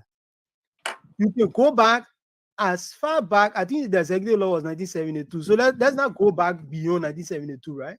Let's come starting from 1972 onward. Now a single government, as far as, and somebody can challenge me on that, anybody who has a fact can bring it forward. Now a single government has met that basic threshold.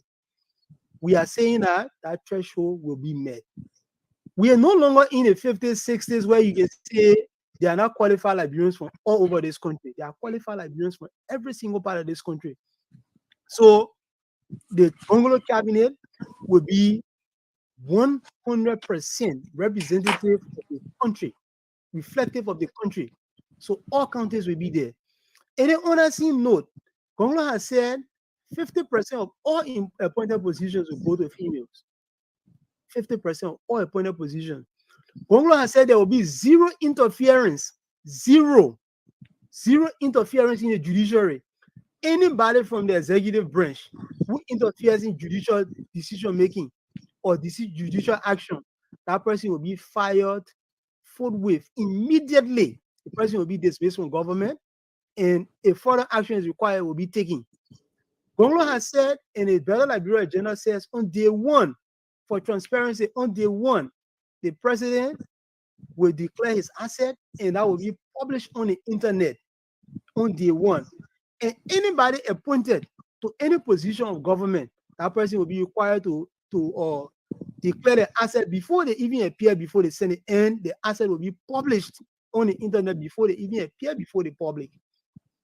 If somebody interferes, I beg you guys, I know you want to fold. Let's stop there. I got to something is very important for us to discuss, guys, because we have to go. Let's take these policies one by one and sit with them against. We will do that as we move on. But I want to, yes. But let's say this real quick. I beg you guys. I want to post this. This is affecting our current situation in the country, and you can talk about your political leader, what he or she going to do. Let's post this. It's very important. Today, we received this information from the University of Liberia. University of Liberia Faculty Association, UFAT, press statement for immediate release. The University of Liberia Faculty Association is worried of the repeated delayed and irregularities in the disbursement of salary for both full and part-time faculties at the University of Liberia. UFAT notes that sorry, if you can see this thing better, you can read it. I think since the beginning of the year 2023, disbursement in salary has been delayed for all full-time faculties with employee of the university. Now, this is very, very important. I want us to discuss this. I want us to speak about this. When we say this, 720, they had the time to pay everybody, they negotiated with them, whatsoever. But these people are saying, it came out yesterday, May 28, 2023. The government, Josh, we are government. They're not paying the workers. The graduation ceremony should be going on at the University of Liberia. These guys that are saying since 2023, January, February, March, April, May, we are entering June. Delays, they are not getting the money. To add to insult, they say adding insult to injury, Josh Lobo, Public school in rural Liberia abandoned for lack of teachers. It came out again today. Public school in rural Liberia abandoned for lack of teachers. This is our major problem. From where we sit today, come on, man. Let's just talk a little bit about Josh Manawia. It's it over for him. So Stanton, I think it's important. I'm going to Fagon for Georgie, and we'll come to you. It's Fagon. Then we'll come to you, please. I wanted to say one thing to the council point. I don't want to forget. Georgie, I beg you, when you have your time, you will come in on this one. Because Georgie, it's 6 minutes to 6. We really got to go. I beg you, my brother. Fagon, let's talk about a very important education story that's coming out. The guys in they are not paying the faculties. Rural school, public school in rural area, they are shutting down because teachers walking out, no pay, no education material under George Weah promised government that I pay the YFE. Talk to me, Minister Fagon. The people gone as far as saying that the people in the worst category are the part-time teachers at the university. They go for months without pay. And look, you think this is unique just to the university? It's not. It's going to get even tougher because there is no money.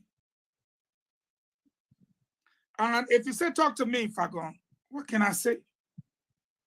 The people to my ministry are making $45 a month. I can't see it for 4 months. What should I say? You saw the people from transport ministry. You saw the people from all the ministries. It's a sad thing. And if you ask me, what sayest thou? Do. The government is over. Madam Sirleaf, President Weah took over from Madam Sirleaf. He made a big mouth. How he's going to increase the budget. Madam Sirleaf and Joseph Boakai were paying the people $150. Today, Weah pays his people $45. Madam Sirleaf took over when her budget was $520. I mean, what, $8 million. She took it to $520 when she left. He came and said he's taking it to $800. But when she took it to $520, she paid her people $150. He took it to almost $800 and paid his people $45. They had 3-day free call. It's no longer there. Bag of rice was $13.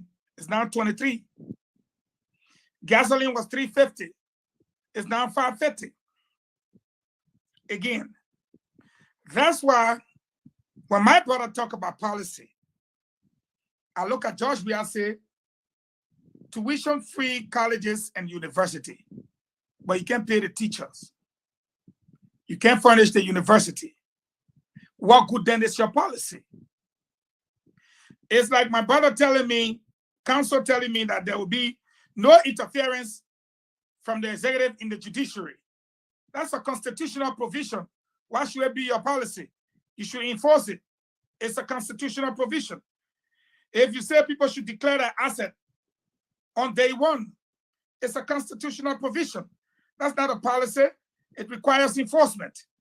So again, when you want us to discuss these policy issues, then look at what George Weah policy is. Instead of providing free education for the children in kindergarten up to 6th grade, you gave an adult tuition free at the university, but you can't even get him bus to go to school in. No chalk. You can't pay his teachers. And that's why when we come to the policy issues, Stanton, we don't see the people that will stand in front of us. I agree with him, except that I want to thank counsel for telling us about his Better Liberia agenda policy.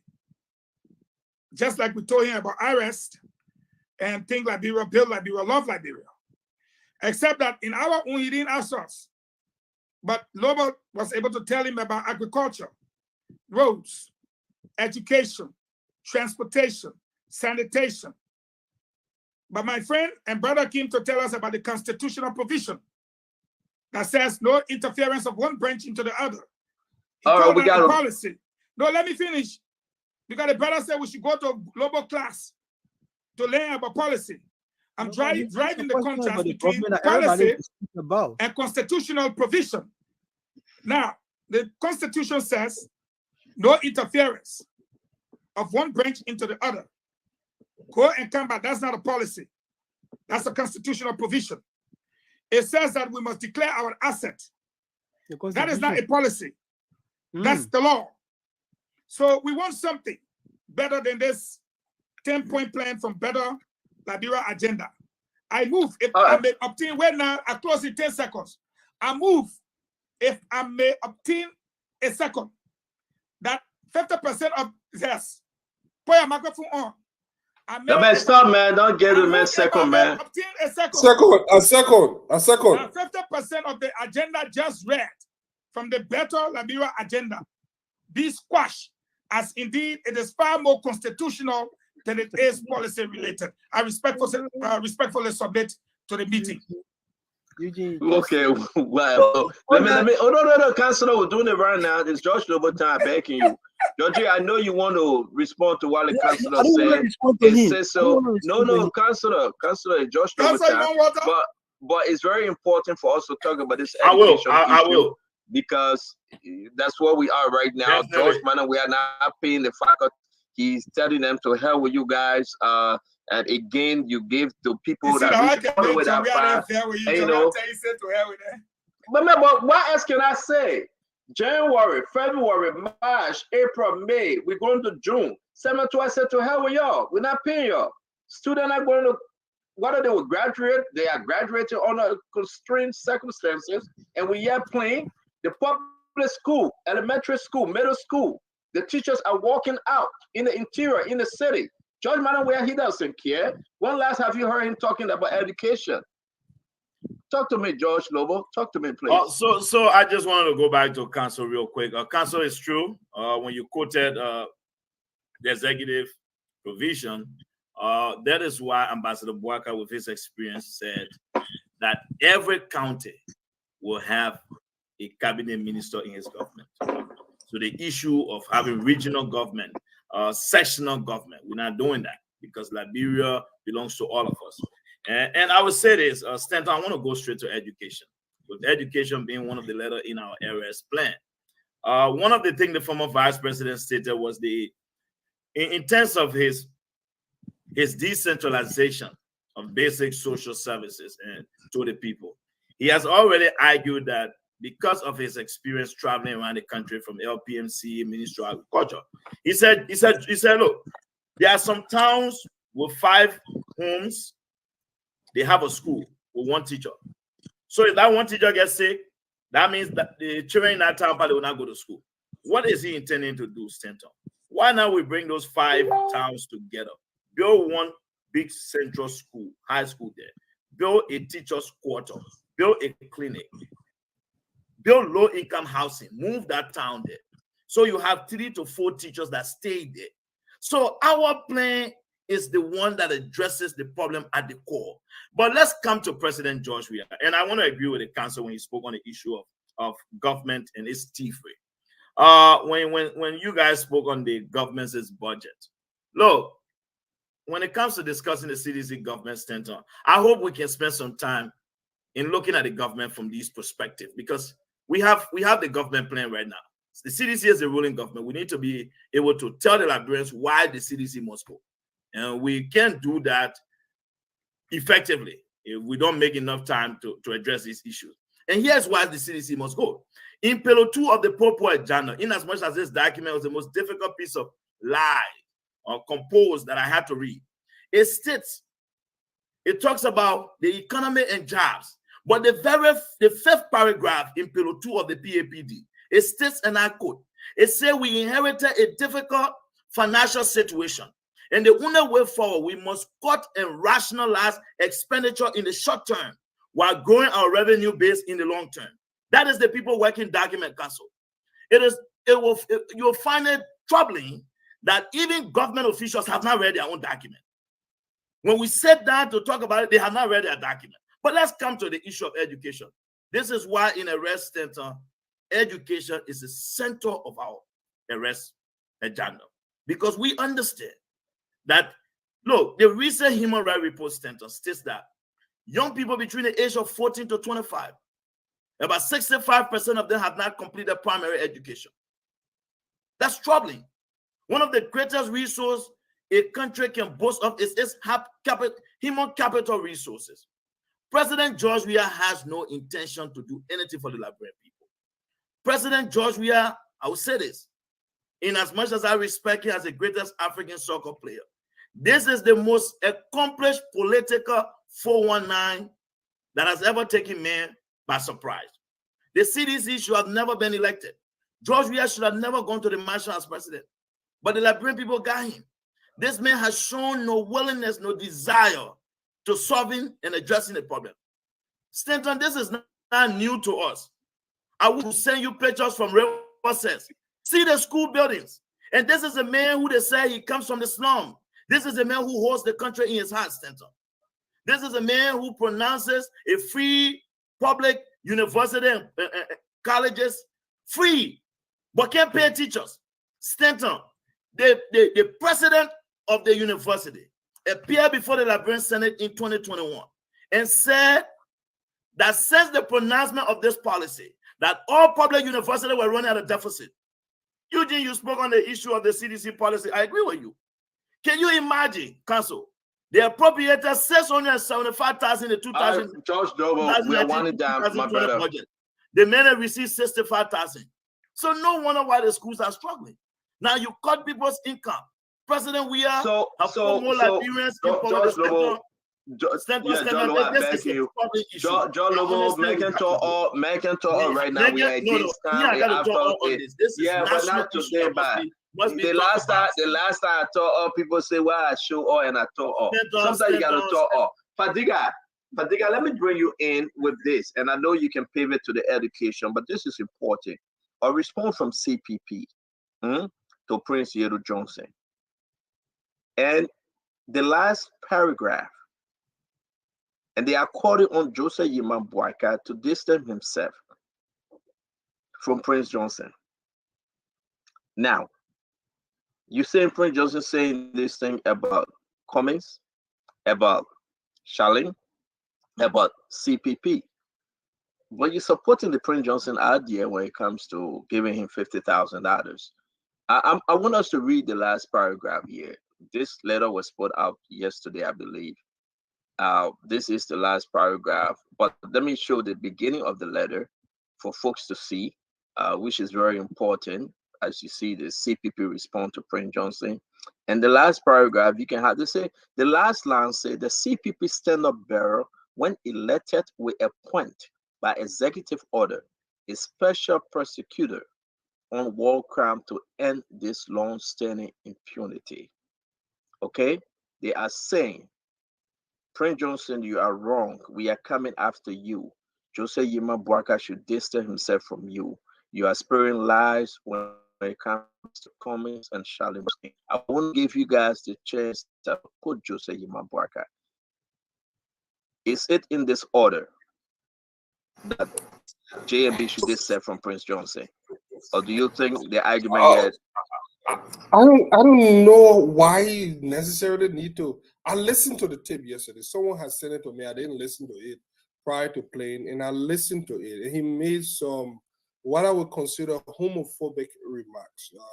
He alluded to the fact that Charlene Bronskill could be something, and then he said the same thing for Mr. Cummings. Somewhere along they gave something. I'm not homophobic, like I said, but we live in a country that is very tolerant of people sexual preference. So I regretted that I played it, but I didn't believe in the content, but I played it yesterday on my show. So I think that is why. And threatening Prince Johnson with war and economic crime or war crimes, if you were to be elected, that is another bad. Look, you can't put the cart before the horse. You must win before you start doing some of those things. And I don't know. It is yet to see, based on my own experience with the Liberian people in surveys that have been done around the country. Every little tribe try to protect their own demo. And that is the thing in Liberia. look, the longer we drag away from the justice, they say justice delay is justice denied. The longer we delay But justice, who sent the first shot? Who they attacked Prince Johnson in Grand Bassa? no, they attack everybody. They Yeah, attack so everybody. if Prince Johnson They keep made on this an thing- attack in Grand Bassa, so Prince Johnson responded to their attack though. Hold on, let me tell you something. What happened with the CPP? Look, the CPP is like a desperate madman that is have lost everything and have nothing to lose. Look, I will say this now, and you guys hear me all right. They see a lot of people from the Cummings camp would rather see George Weah re-elected than resaving our country. It is in their mind. I've listened to them. I had conversation with people within the inner circle of Mr. Cummings that have made it clear that it is clear where this thing is going. Look, when you see Western guy, Judah Duncan Cassett, the whole Ellen gang of the UP going one side, you know definitely second round where they will go. The only place that I found solace. Are is you the fact that saying that ANC will support George Weah in the second round? they will. AMB? They will. They are poised to supporting George Weah. A lot of them. Wow. But I found solace in the fact that the contract that Cummings has with a lot of those people will end on October 11th. Because a lot of the supporters are only, they will be staring at their future instead at Cummings and a group of people that are mostly in the diaspora area that will be fine even if George Weah lose or whatever the outcome of the election. They will be staring the future in the face and say, you know what? People already got it on our side. So that would be our play. Now, the only play I found so. But as far as we gotta go, gentlemen. We gotta go. I let beg me you. touch on the. Yeah, on but this- can we on this- respond to this question and support? No, that's fine. You gotta go ahead real Let quick. me one more thing now with the school thing. The thing about the school, I mean, in October, I think around the 25th, somewhere in 2018, George Weah, you know nothing on that ANC headquarters. No, that's the school. That's the school we are talking about, where the teacher left. And this school, let me lay this thing. Oh, Becky, you will come in, Fadika. Let me say this. So, folks, so this is what happening though. The school is in Grand Crew, right? One of the many schools that teacher I work from, and you know who Grand Crew, the southeastern part of the country, Grand Crew, right? This is what George Weah done to his own people. This is why Fonati Kofad or the rest of them, the speaker, deputy speaker, pro tem, all of them. But look at this now. Look at this school. And the people say we are walking. Liberians need to listen, man. This is crazy on a CDC See, government. Stanton, let me say this. You gotta be speaking while I show you the photos. Go ahead. This is what I'm saying about the CDC. Everything about this administration has been about politics. Look, in 2018, we spoke against this. We do not even have quality education. When those guys brought about paying tuition free, we frowned against it. But it's all about politics. Way to control the people. There is something that's I wish we all could read it, but there's a book called look, it has always been about politics. These guys do these political gestures just so that they can control the people, make them dependent, so that the next time when they go to the polls, they will have this thing dangling over them.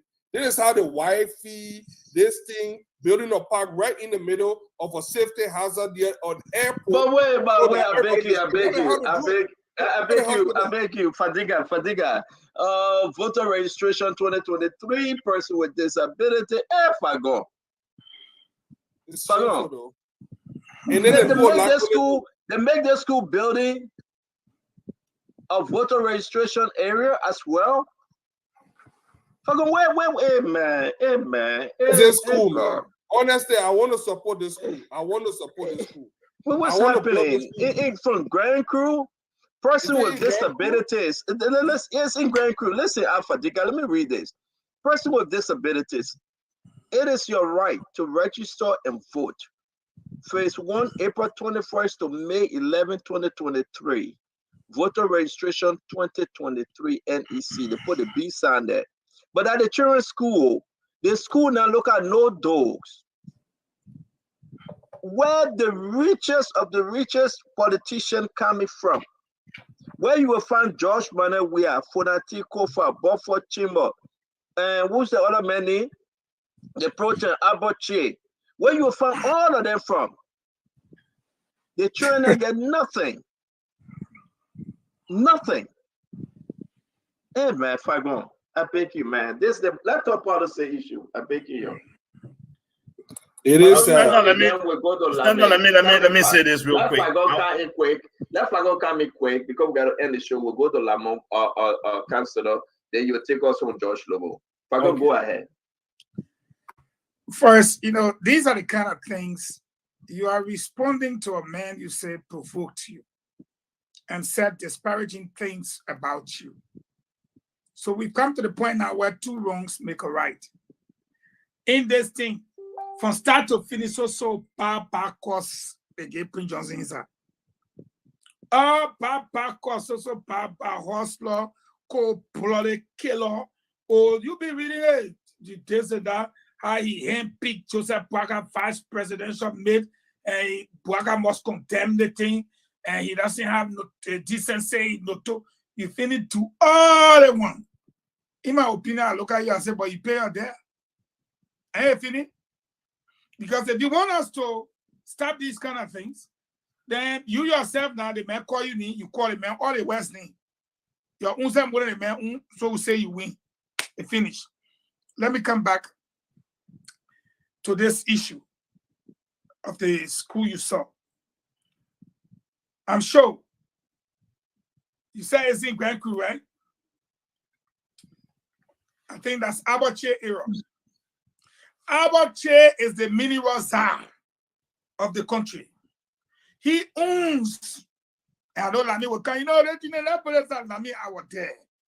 He owns and operates the Ministry of Lands and Mines. That is his, he controls everything for him. You see that kind of school, it only requires 4 bags of rice, which is like $80. And the people will plaster it the right way. With the same mud, they're not going to buy it. You just need to cook the food for them to eat. They will do that. The Wawapo tasking for a piece. Cement, $100 worth for cement. And I'm not talking because I want to talk. I will get there with you, Stanton. If you don't allow me to show you the school. You will get there with me. I will not allow you because I get Prince Johnson calling on the show. He want to reply to this letter. Please forgive me to interrupt you, please. It's but important. I need to stop the debate. Exactly. Well, Senator PYJ, you have the time. We'll listen to you, sir.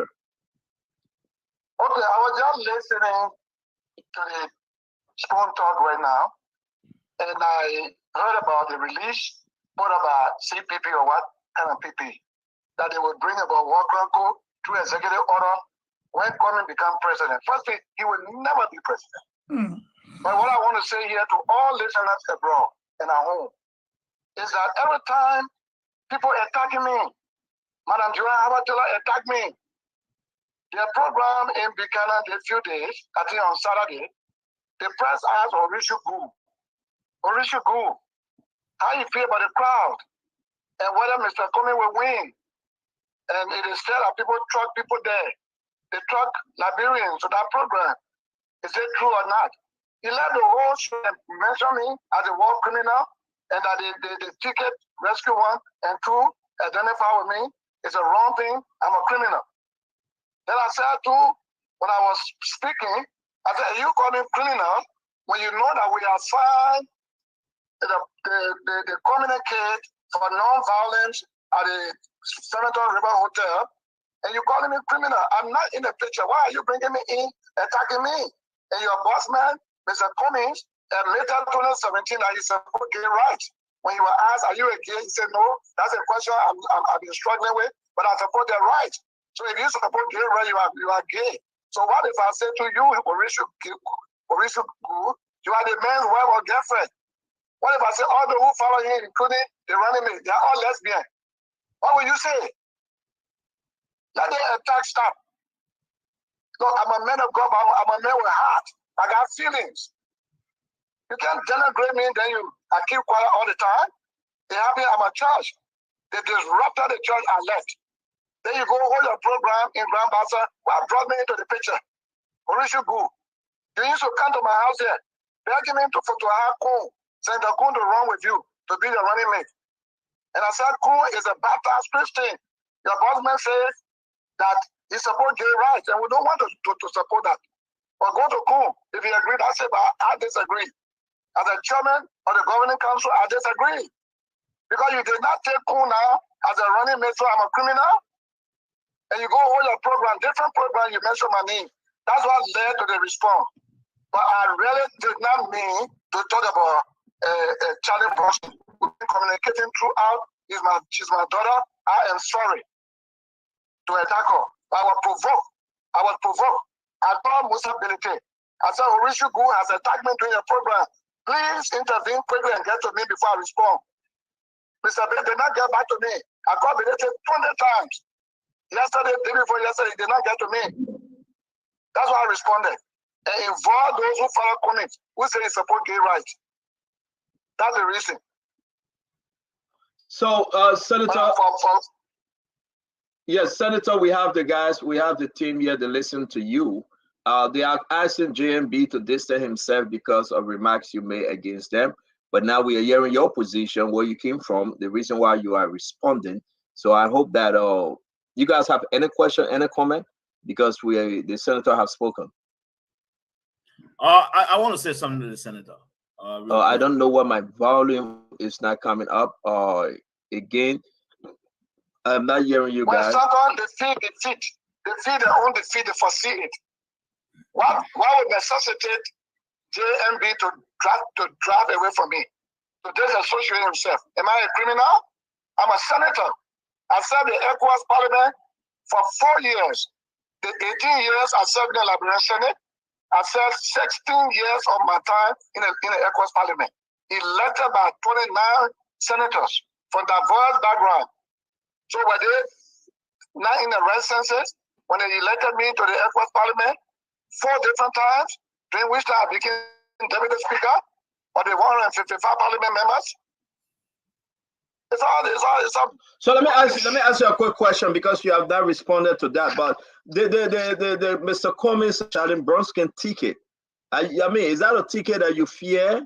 Is that a ticket that would go to the election and win? I want to give you the chance to speak about that ticket. I don't care about that ticket. We're concerned about ours. We set our platform on there, what we will do better for the people of Liberia. We are all in the opposition, and we start communication. We should about our communication, not to attack.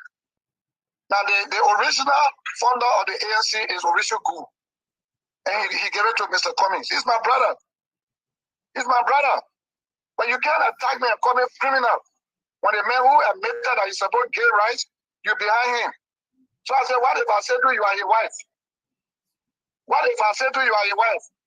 Or what if I said this person that lesbian? But for Charlie Bronsky, I'm very sorry. I was provoked, and they should stop. She had done nothing to me. She's a decent girl, and we've been communicating throughout, and there's no need to do that. I asked Mr. Bilite to intervene and get back to me quickly. He did not get back to me. Why would Orishugu call me a criminal? Am I a criminal? You came to the damn criminal house to beg me to get Kun to you? Am I a criminal? Look, let's start this conflict drum beating. Let us deal with the people of Liberia and sell our platform. What can we do better? I'm not afraid of Cummings' ticket. I know he's a stranger in the political terrain. He will not beat us here. We will come first, because there will be a second round. If not, one round. We are going for one round. But if there be a second round, we all will come together to work together for the good of Liberia in its future. So let them stop attacking. So Senator Johnson, we are putting pictures up about our school. The teachers are walking from the schools. The University of Liberia have not gotten paid since January. It's going to be 6 months. The guys, now they have put out a statement yesterday. You watching the show. They said, John, we have not paid them. Samatua have eaten the money. Samatua have not paid them. The situation with our education system. You built a university in Nimba County. I want to give you the chance to speak on this issue. It's very important. The middle school, the children are going to school. The school that we're showing right now, no seat, mud house. Talk to Liberians tonight. What's the difference? Why George Weah brought this on Liberian? University. That's a state-run university. And they collect taxes. They collect taxes. They have money to pay. But they cannot pay because of what the chancellor referred to as activity, corruption. These are facts that when we express in democracy, they say we are against. We are not against. We are not against. We are committed to peace, but we must speak out of the power that be with honesty. And I'm committed to give up my life for speaking the truth. Because these guys sing praises. I'm not here to sing praises. I'm not here to sing praises. How can you say free education? No truck, no computer, nothing else there is empty. It's empty. People are printing pamphlets and selling them to the students. There's no computer. My university has computer for every student. We brought in some foreign professors from India. Some Americans are there teaching. Some say are registrar. Some are there as dean. Nigerian professors, Foreign College, they are there. And they get paid every month. Okay? Because if you believe in education and you take delight in that, and it's your passion to ensure better educational system in the country, then deal with the professors who spend all the time to teach. So we pay them every month. Even my high schools and things in Monrovia, I pay them every month. That's why for the past years... But Senator, we'll ask the last question. We'll let you to go because I know time is fast spent. Why? Why in the southeastern part of Liberia, the county that George Manawia is connected to, the county that Abochie is connected to, Beaufort Chimbo, Funati Kofa, if you add all of the money they are getting from the budget, I want you to look at your maybe laptop. Look at the school. No seat, nothing. It's dirty, nasty, filthy. The children are getting education. The teachers are walking out of this place. And Liberians need to see this. Combine the speaker money, his budget, the deputy speaker budget, the pro tem budget, and President George Manawia office budget, almost 50 million plus, and see what they are giving their people in the southeastern part of the country. Look at this, Senator. Compare this to Nimba. Yes. Stanton and all Liberians listening this evening to my voice. That's why the people of the southeastern region, they are very angry.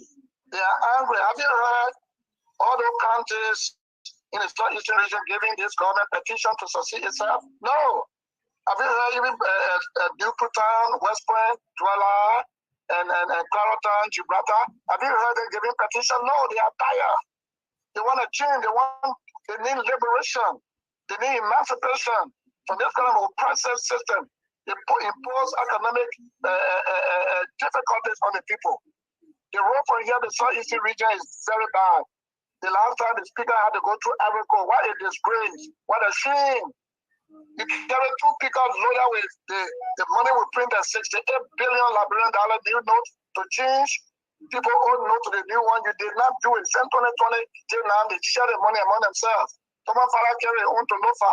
That's what they are doing to buy vote, to buy crowd, to buy people. But the people will eat the money and they will not vote in Limba. They are giving pickup to chiefs. They are giving money to county inspector. They are giving money to people. Former general there have been paid to make sure that we don't win in Limba. But that's not going to happen. The Limba people are resolved. The southeastern people are suffering. They are suffering.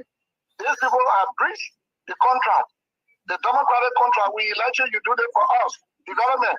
Every amount they get it for themselves.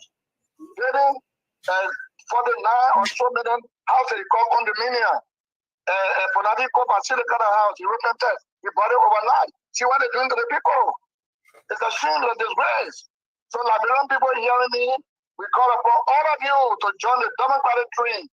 Rescue 1 and Rescue 2 to change this nation, to stop evil that will come if you re-elect this government. Please, we beg you, that democracy take its root. Vote these people out. May God bless all of you. And light shine upon you in Jesus' name. Thank you very much, the apostle. Thank you very much, the preacher man, Senator Prince Ward Johnson. Have a good evening. Good night, sir. Thank you. Thank you. Good night. Yeah. Guys, sorry, I could have taken your call or your question, but something happened with my direct line. That's fine. I have to, yeah. So let's just move on, guys. Let's just move on. We gotta be going to the phone line. Yeah, but let me. I was about to speak before you say you wanted to. George. We come Why don't we go to the phone lines? Yeah, after George Lobo. After George Lobo. Go ahead, Georgie. So, no, Stanton, I just wanted to say this. The good thing about it, we are proud of who we pick as our running mate. I was very clear. I wrote on Facebook that we beat you at your own game and we pick the best candidate. Look, we understand the games that we've been playing. This very Prince Johnson, on this very show, Stanton, Senator Coons stated, and I quote, all the top hierarchies in the ANC, the CPP he met with. By then, they didn't know that Prince Johnson was tied to Jeremiah Coon. They didn't know that he and Prince Johnson came from the same party. You see, Council, the hypocrisy about the ANC and the CPP is what continued to create problems for themselves. They said this tender. Mr. Cummings come from Maryland Center. Let me tell you, the School of Deaf and Dumb in Maryland County was out of the budget. Why Mr. Cummings didn't get $10,000, but he gave Prince Johnson School $50,000. Of all the schools in Liberia, like when Prince Johnson School need help, yeah, Mr. Cummings come from the southeast, but he gave Prince Johnson School $50,000. So why his own country? We don't want to. We want to. For me, I told ANC folks, you want us to discuss the issues. I'm open to them, but these little tactics here and there, when you don't get your way, you try to say this. Let me say this. Senator Johnson said it already on this show. Stanton, if the poor say they want War and Economic Crimes Code, let them bring the War and Economic Crimes Code, but it cannot be used as a means to scare someone. And like I've been very, very clear about it. Look, at the end of the day, Prince Johnson is not Joseph Boakai running mate. Joseph Boakai running mate is Jeremiah Coon. If you are afraid to question Jeremiah Coon's contribution to the country, his public service record, and you feel that your scare tactics is to go to Prince Johnson, that's fine. For us, we're not going to respond. And I'll make this very clear. Ambassador Boakai will in no way, shape, size, or form say he will get rid of Prince Johnson or will cut off from Prince Johnson. That's childish. That's reckless. It's irresponsible. You have all these meetings with this very Prince Johnson. You gave Prince Johnson money. You didn't know that now you want us to do it. At the end of the day, we want to be very clear. Senator Coon is our running mate. He's our vice senator bearer. And that is what we're going to do. We want people to question. So thank you very much, my brother George Lobo. Thank you very much. Again, we'll be having a wonderful show tomorrow. I would like to just say we have to go to the phone line and take calls because Councilor have to go home. Dama Snanger, can you come on? Dama, let's go to the phone line. While we're doing this thing, I want to show this, Dama, because I know we're back and forth in the chat room. I want you to talk to us about this other location. The students are begging. Sir, please help our volunteers, teachers. The students are begging. This is the building. People are volunteering. They are teaching. Welcome on Honorable, we the student of Balabasa Public Community School. We are so clean, Bama. They are saying the students are begging, man. Look at them. They are begging. The teachers don't have money. They are begging. They want to learn. It's very important to understand. These students, they are begging. Somebody help us. We want to learn. We want to learn. Help us, please. They are begging. They say, where is George Manneh? We are the man that we said, yes, he was going to change this country. Where is President We are?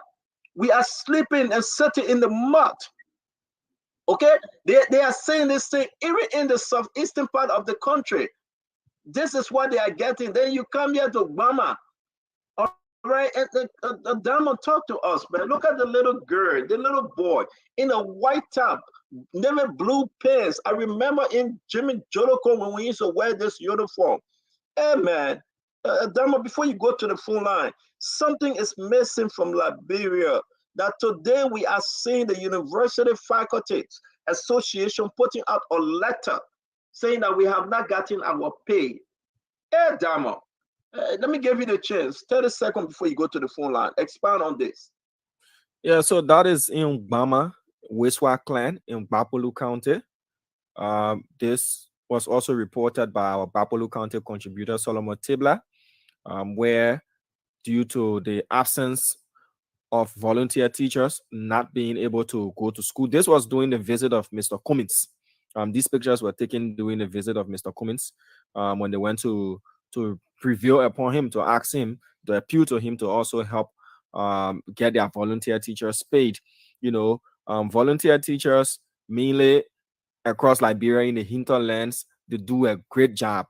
Where there are no government paid teachers, they are the ones doing the job, or where there are government paid teachers, they supplement their efforts as well. So this is in Bapolu. We've gotten pictures from Grand Crew, Upper Bumi. It's happening almost everywhere in Liberia, even rural Monserrado County. If you go to rural Monserrado, you see a lot of schools that are dilapidated, and there are no teachers, or those teachers that are there, you only find one teacher teaching an entire school from first grade to sixth grade. So when would that teacher have time to teach the first graders up to the sixth graders? So it's a problem that needs to be addressed, and there are so many solutions that have been offered. By the end of the day, we do also have some Liberians that are assisting to pay these teachers as well, to keep them in school. So, Mr. Witherspoon, that's what's happening. We need to move out there, bring these stories in. I know you are talking about going. I know you are talking about this week taking a trip, you and your team going out there now to give us a real view. But again, though we go into the phone line, I want to also tap into like the minds of the Liberians. Though we have a sitting government, under a sitting president, Dr. George Manneh.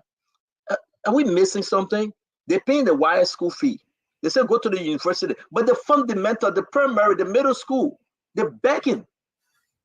The teachers that are walking out, Dama. How you go way up there and say, I will pay your wire fee, you will go to the university free. Well, how will you get to the university if there's no fundamental education?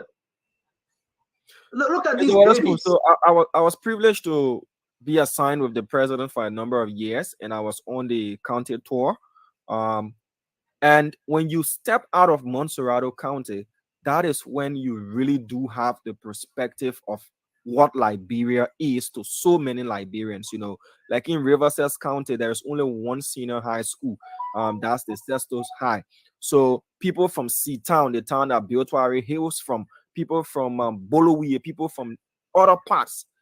If you don't have a relative or someone to house you in Sestos, you might just go to, you know, becoming a chainsaw operator, or you go straight into the gold mines or something like that. When you go to these places, then you realize that the future is bleak for so many, you know, Liberians. It's not something that is only happening under the CDC regime. You should ask yourself, where were those schools during the Ellen Johnson Sirleaf regime? Where they built, where schools, you know, are built in those. But I will ask you though, the reason why we are here, because the reason why they elected George Manneh, we are for the change for hope, the hope for change. So I'm not going back to the Madam Sirleaf era. I'm saying now, for 6 years, they brought you there to bring that change, to give the people that hope, to say, yes, we're in a new dimension of life.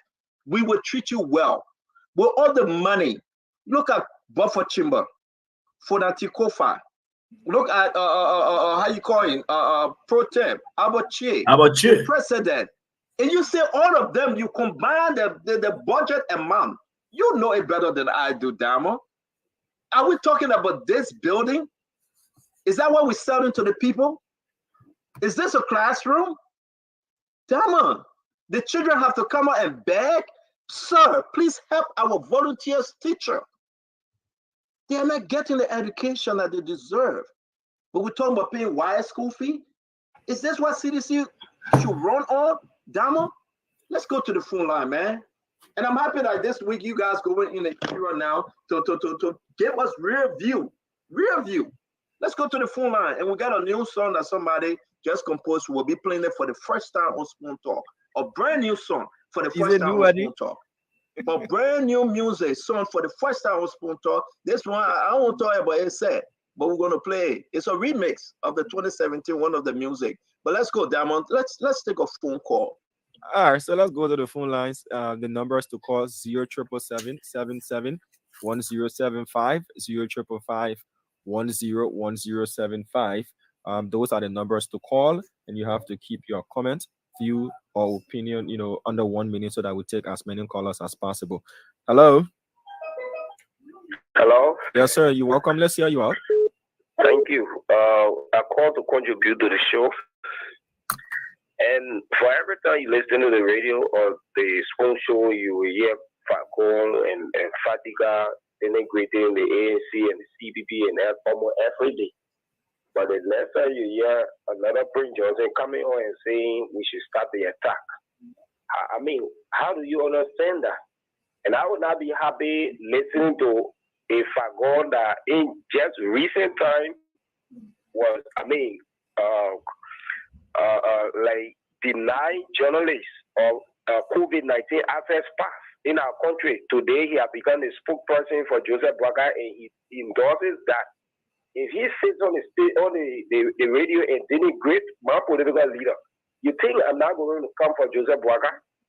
You think I'm not going to tell the people how Joseph Boakai brought one good from Lofa and gave him salt water for him to get big, for him to sell him more money?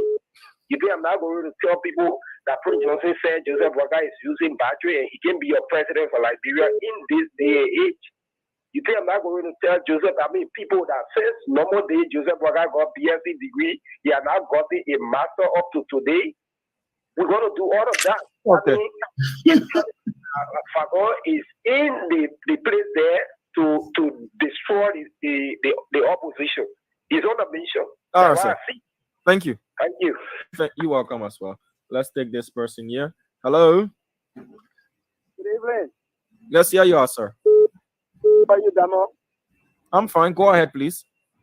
CEO, good evening, and let me say good evening to the team. My name is Andrew Moses. Allah Chef Hassan Pekin. I'm in District 13. You know, I listened to the CEO asking whether the CDC going to run on the free trade policy or the WASI payment. CEO, do you know how many Nigerian students are benefiting from the free tuition policy or the WASI payment for the past 5 years now? You think these children who are benefiting with what they did in Georgia? Or you think the parents who are saving more money now than before will vote against Georgia?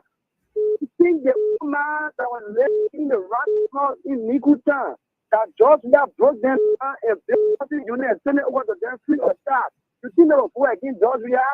Or you think our mothers that were studying under the ring, under Joseph Boakai and any administration, and now Georgia build them more than market and send it over to them? You think they'll vote against Georgia? Okay, sir. You have to start wrapping up so that we take other callers. No, let me let my thought. Sir, you have to wrap up. You are eating all the time. Community who are living in Georgia went and gave them road after they are benefiting from in the economic they are a stupid community. You know where in Georgia. Okay, thank you. My brother is making his point, which is welcome, but please stick to the 1 minute because we got a lot of people called in place. Hello. Hello. Hello. Hello. You live? Go ahead, please. I'm Peter F. Colo. I'm calling from the most abundant district in Liberia, Sanoye District, Bon County. Bon County has resolved to vote for JMP. And Arizona Kumi, Mr. Kumi ticket is a dead ticket. We have resolved. We wouldn't want for Arizona, we wouldn't want for JMP to focus and take our vote from Totota to Sanoye. 10-18 that vote, no government in the history of Liberia ever takes our vote. Where the airplane crashed in 1962, the vote are there abandoned, and that the player was producing the highest pepper fund to supply the whole country. So we asking JMP and Jeremiah Fu to focus on our vote. Okay. Thank you. Dama, 1 minute. We got the full line is getting crazy. Give them 1 minute each, Dama, please. Hello. Hello. How are you doing? How are you? Kindly go ahead. Well, we are listening to the discussion, but I think the election is over. We're being foolish all the way.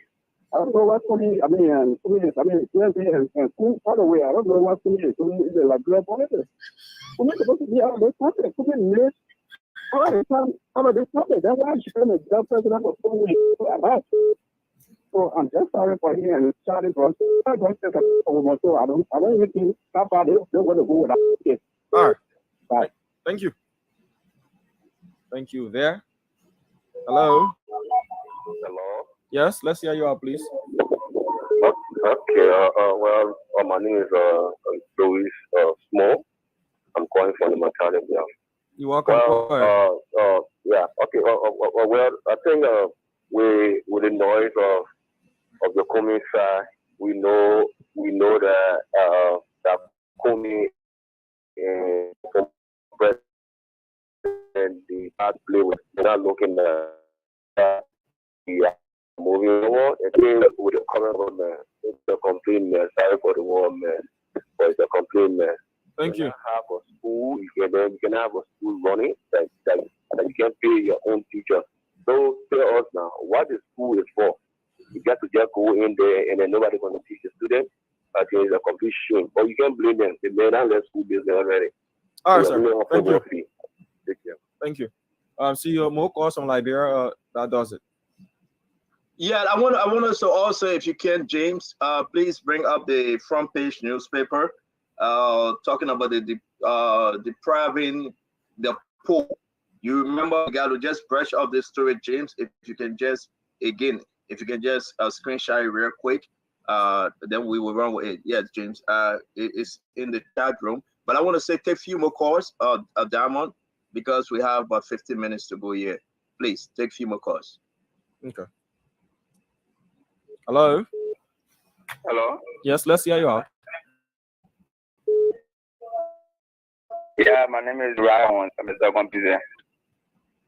Yeah, I've been listening to the issues that I've been putting you guys. But I just want to say one thing on the show. We Liberian people, we are not stupid again anymore. And you people in America, there are most of the waters who have the radio station in there to study people in Liberia, and we're not listening to that. So why are you in there? Government, we are living here fine. Nobody is suffering in a particular country. So I want to say on the radio station. Thank you. Thank you. Wow. I said nobody's suffering. The country that Miami. That's amazing. Oh Lord. But folks, let's take two more calls. Something is happening and we can discuss this tomorrow. Let me bring this. Maybe you guys can tease on it. Diamond, hang with us, don't you leave. This is very important though. Can you imagine the rise from Saudi Arabia? What's going on with that story? Depriving the poor. They are saying that 5,000 bags of Saudi Arabia rice donated to Liberia unaccounted for. Assessment report raises red flags over dubious reported transfer of rice to Banga. Now, we're going to go into this thing tomorrow, but it is important. Somebody in the government gave a false report, 5,000 bags.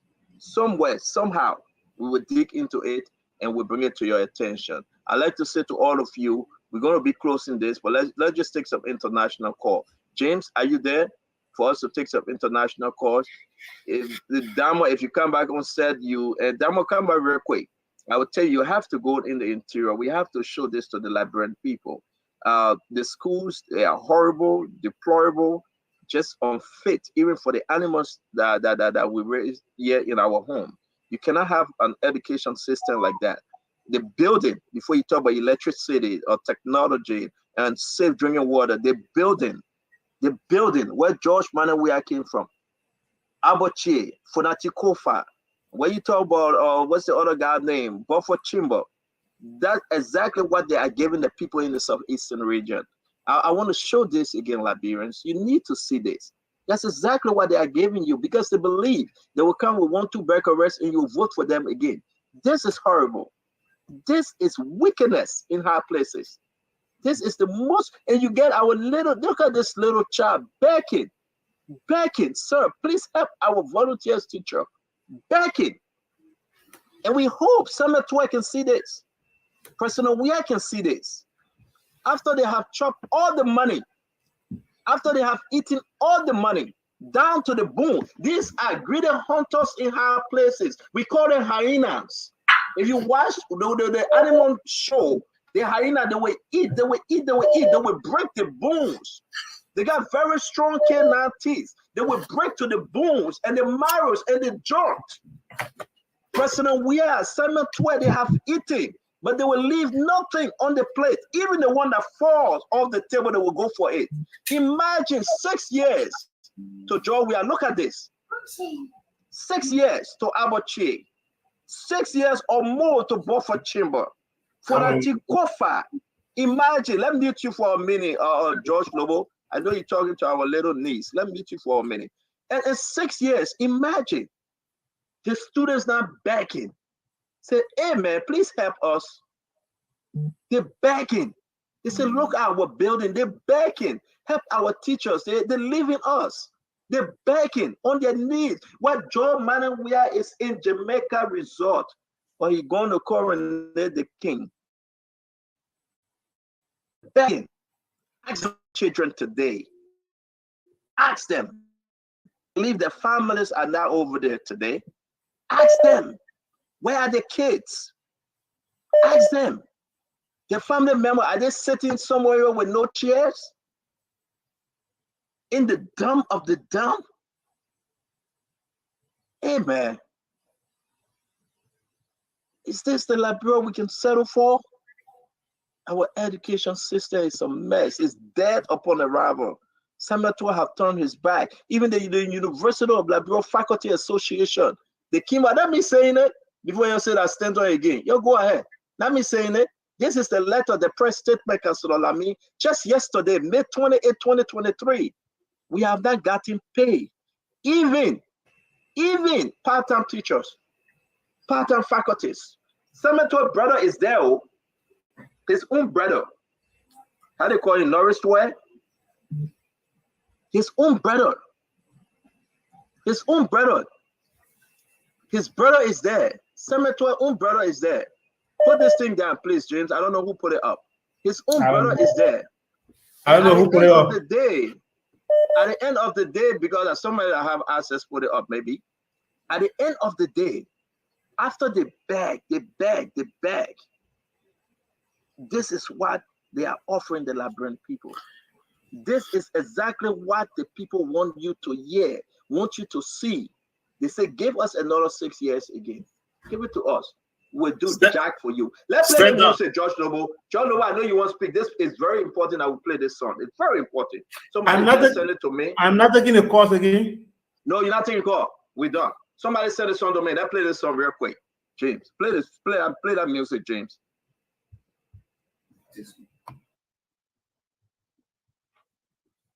James Gooder, you got it?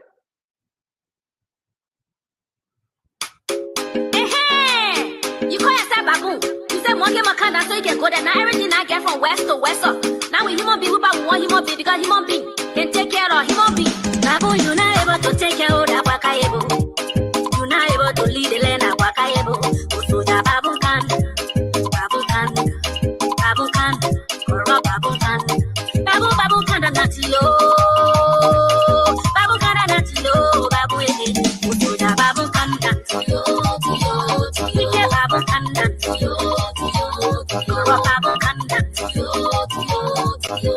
Once upon a time in the jungle, there lived so many animals mixed with human beings. During the days, the village was so peaceful. Everywhere that you go, everyone used to jolly and take their big on time. After they realized everything was good, Baboon came one day and say he would become president. Majority of the youth can be a baboon. And few people, when they have wakai, they had us of the time, did a great mistake by even lying. Baboon to run for president. The citizens of the jungle were not satisfied, but for peace sake, they say like a baboon survive. Oh Lord, oh God, that was the biggest mistake we never will forget. Baboon, you're not able to take care of that wakaibo. You're not able to pass the right that wakaibo. So that baboon come, baboon come, baboon come. Baboon can not yo. Baboon can not yo.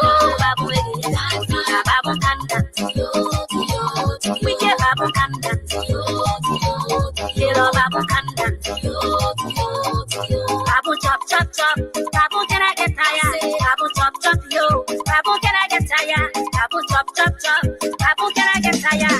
Babu chop yo. Babu can I get tired? If I daily on it, chop it, 60 daily on it, chop it. Now when it one shiny, why the other masses are dying? Now when it one shiny, why the other masses are dying? Like a filama, where I go Peter, take it go. Where Patten is what, where Matthew in it, take it go. Where Bamboo do, where the three brothers, take it go. The whole country, that's also cooking, take it go. The cooking, 100 million cooking, take it go. Babu calm down, and the people crying to my your name. Babu calm down, and the people crying to my your name. Too much killing their system. When I want you, we want back up. Too much killing their system. When I want you, we want back up.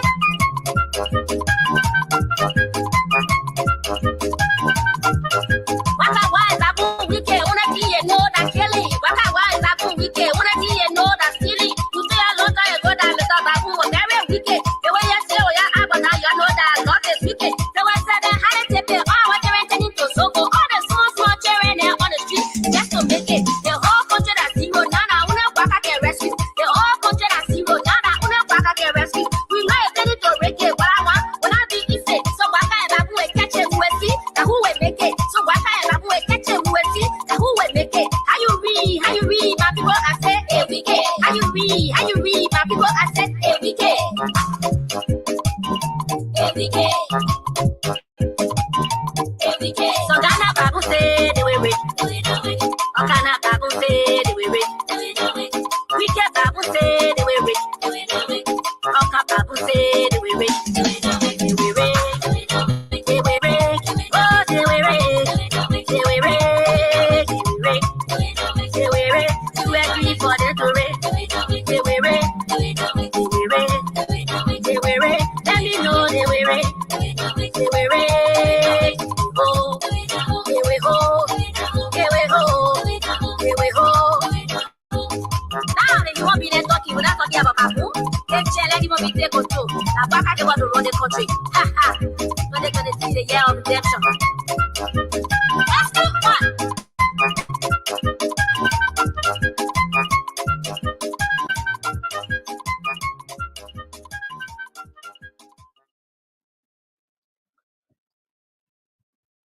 All right, thank you very much, folks. Thank you very much. This song came to me. I don't know who made this song, but again, we listened. You know, this song, I think, Diamond, it was one of the old 2017 music that was around. It's a remix. They just remixed this song, I believe, and it's very important. I don't know whether that's the same thing. My brother, how you call him, my friend, my picking, James play, or maybe James tried to do something. It's kind of different from what I listened to, though, James. Is that the same thing? Yeah, it's just kind of different from what I listened to. But let's wrap. Yeah, it's a repeat of the 2011 market song by CDC. What you say, Councillor? What was the link between that song and the discussion that was ongoing? Because I mean, the song doesn't really fit in the conversation that was going on. So I mean, yeah, but song or something. No, somebody. So you see what you're talking so about. You asking me. You're asking me now. Let me answer you, Councillor. Councillor. Yeah. Okay. I just can't wait for the time you're going to moderate. They send me the song and I play the song. I don't look for link. But the president say I send us the context that you want. You will not get it from Stanton. That's what makes me be a headache too. So wait for the link when we go to court. No, but Stanton, let me say something. There's a link there. I know. No. You will not do this to the councillor. You will not do this. You will not do this. You will not do this to the councillor. I like the councillor so bad that I want him on the show every second because you always ask why the policy, what's the link, what's his date. But councillor, I'm moderating, so I gotta switch and swap. Okay. When you come down, you will find the link. No, you see the thing about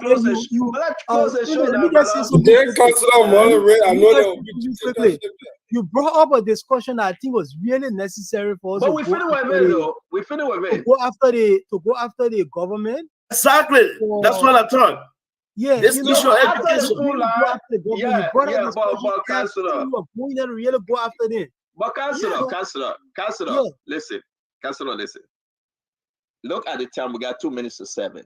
We went to the phone line, right? Yeah. And we showed the picture, and the people saw it for themselves and they heard it. Now, if you want to speak on the education or the little picture we are showing, you can go ahead. But again, I squeeze in this councilor, we shouldn't waste our time here. You will have your time to do your closing on it. You still get a chance to speak on it, my brother. This thing about the link here and there, I know it yet. I will go to the school Diamond went to. Maybe they will show me the link. But I let them keep it the way it is, and that will bring my audience. So wait, when you're doing your moderating, and then you must find the link. Today, pa, there is no link. We're coming from all angles, north, south, east, and west, everything. Forget what you've been going. But let's try to close the show. Diamond, let's Diamond, let's move on. Now the CEO tell me say we gotta go. Alpha Dika, let's do the closing. Diamond hang with us. You go first, Alpha Dika. Let's do the closing. Well, I will start out with Lamir. Oh man, when they cancel out moderating, because that day I will carry ready to. I would love to. I wish this thing we had enough time to discuss the policy. But I've listened to Councillor Gongro's policy, and to be frank, I was not impressed. I don't just believe in words. I have lived enough on this earth to not just believe in words. Politicians all over the world, even the one that I passed up, are some of the most deceptive people I've seen. They will say whatever they can do. If you want to impress me, show me something that you have done before. When I look at the councillor and look at his track record of winning cases and things that he have done in that direction, I mean, I like the fact that he's a poor man lawyer. I like the fact that he noted for that. But I mean, give me something more than that. And I don't mean to demean the character. The man he has an impeccable character, people respecting the country. But honestly, it's not his time. So why would I waste my time and waste my candidate a precious time that I could be discussing my candidate in this group? So Lamir, you won't get that policy debate from me. I want to debate my equal. George Weah is our equal. You know, fight someone your size. Why can't I on the same side? They're not on the same level. So while we are entertaining that discussion, I'll be bringing Honorable Burka down. Honestly, you know, I don't mean it in a bad way, but I want to close on this. I don't care what you think. I don't care what you say. Our country is a very cultural country. Until you can tell me that you will cancel all the Liberian, the Grand Jide Association, the Nima County Association, the Grand Bassa County Association, all the different associations in America, don't tell me about talking tribal politics. Our country is tribal. Until you can tell me why Charlie went to Bikeno to woo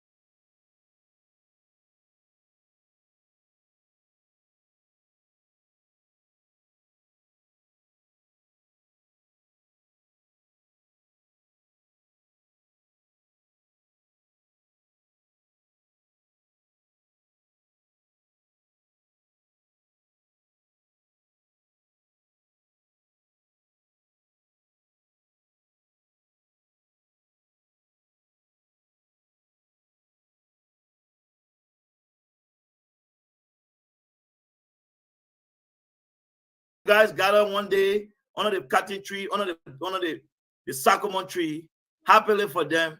They say, let's go say free public university. And they want to run with it.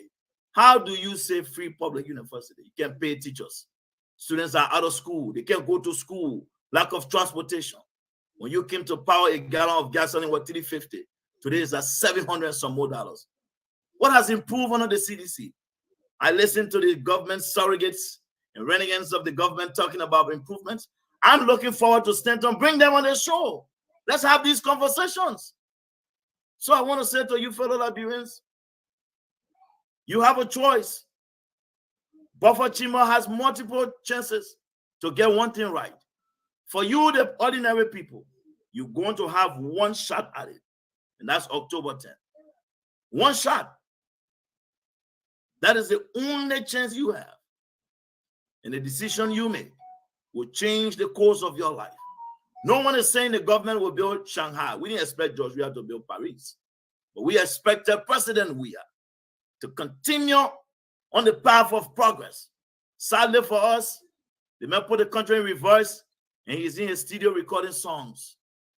In the midst of extreme poverty, he abandons the country. Some of you are young people. Some of you have families.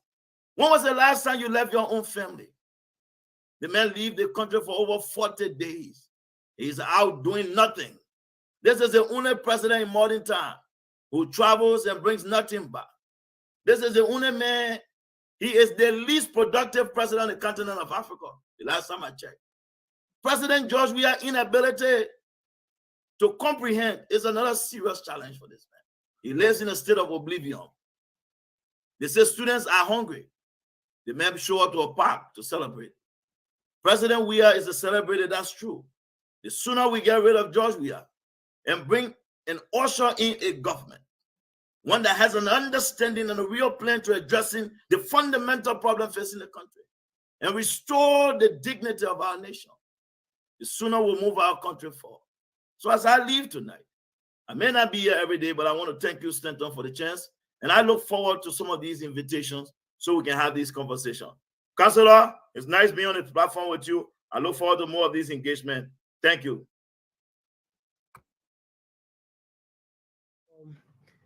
Councillor, can you please continue, please? Yeah, it's really insulting if we decide that we will go into an elections and think that the people are so stupid that we tell them that there's no need for us to talk about our policies because, especially against other people, because we don't want to elevate them to our level. It's the same thing the CDC did in 2017. They said their candidates should not go out to say anything because if he talks, it will drive away voters. So Fadiga does the same thing now. And then he comes and says that he's now a tribalist, even though he's spewing out tribalist tendencies and tribalist views. One of the most important things that I think was raised tonight was the issue that Stanton brought about the university teachers, professors' press statement. That was important. And I think that was important because the government has told us on numerous occasions that they've made budget surpluses. Why will you be making budget surpluses and then you can't pay teachers? Why? I mean, we should be able to hammer that issue home.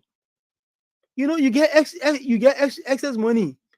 You've had budgets every year that have gone up to, I think they said 800 million or something like that, $800 million budget. And then they were able to slice people's salaries so badly that a lot of people cannot even afford to go from month to month anymore. Those are the issues that I think we should be letting the people in this country know about and talk about. Even though one of the callers called and said everything is fine in this country, nobody is suffering, which is absolutely a blatant lie.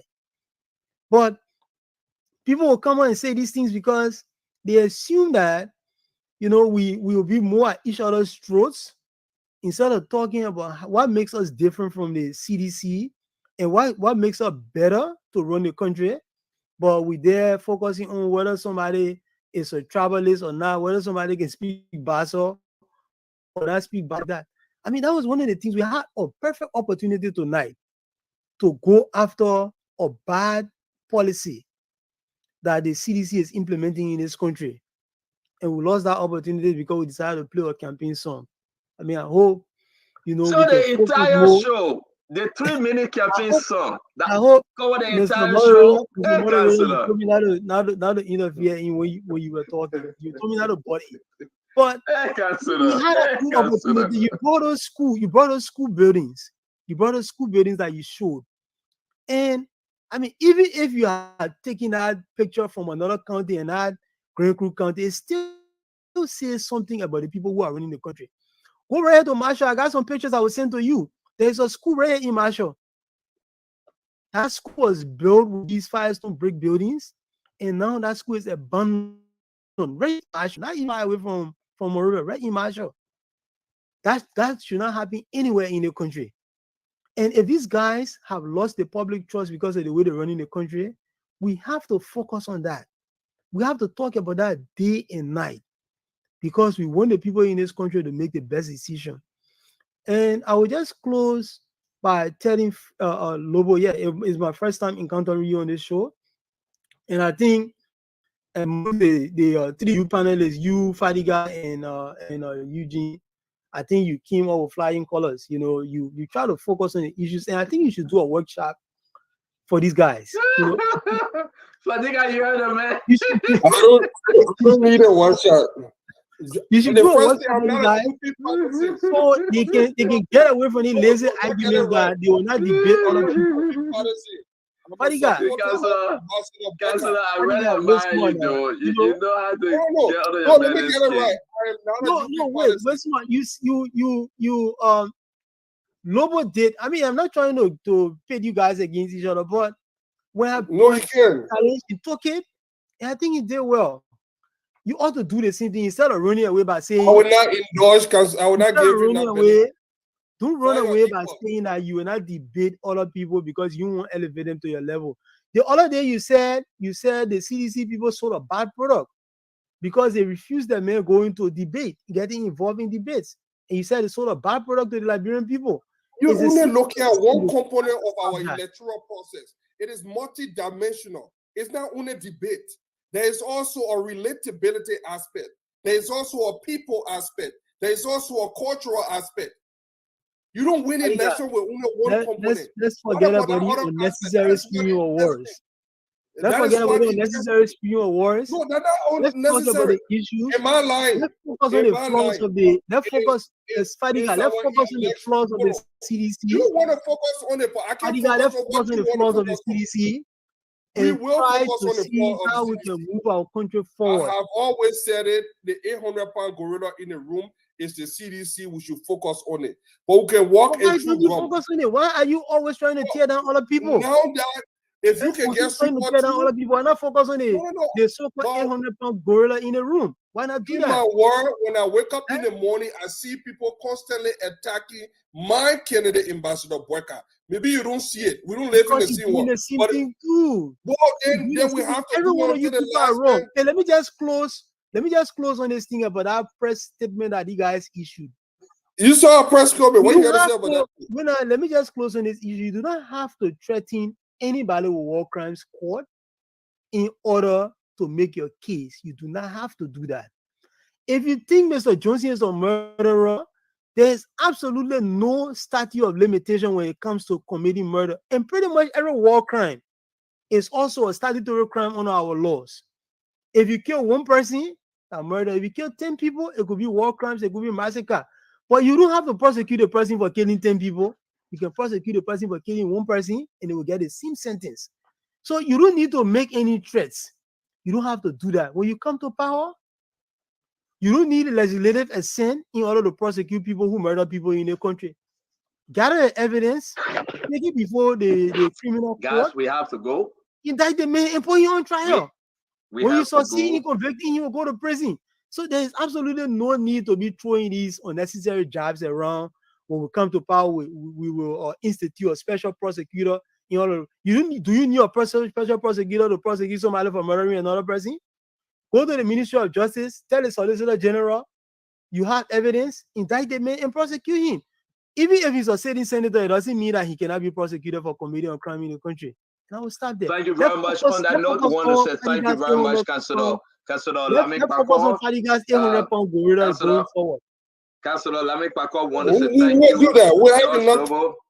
George Noble, do they come back? Dama Slango come back. Let's wrap this thing. We want to say thanks to our many followers, to the listening audience. We want to say again, George Noble, you're always welcome, and it's good to have you. Dama Slango, again, thank you. Hassan Fadika. I don't know.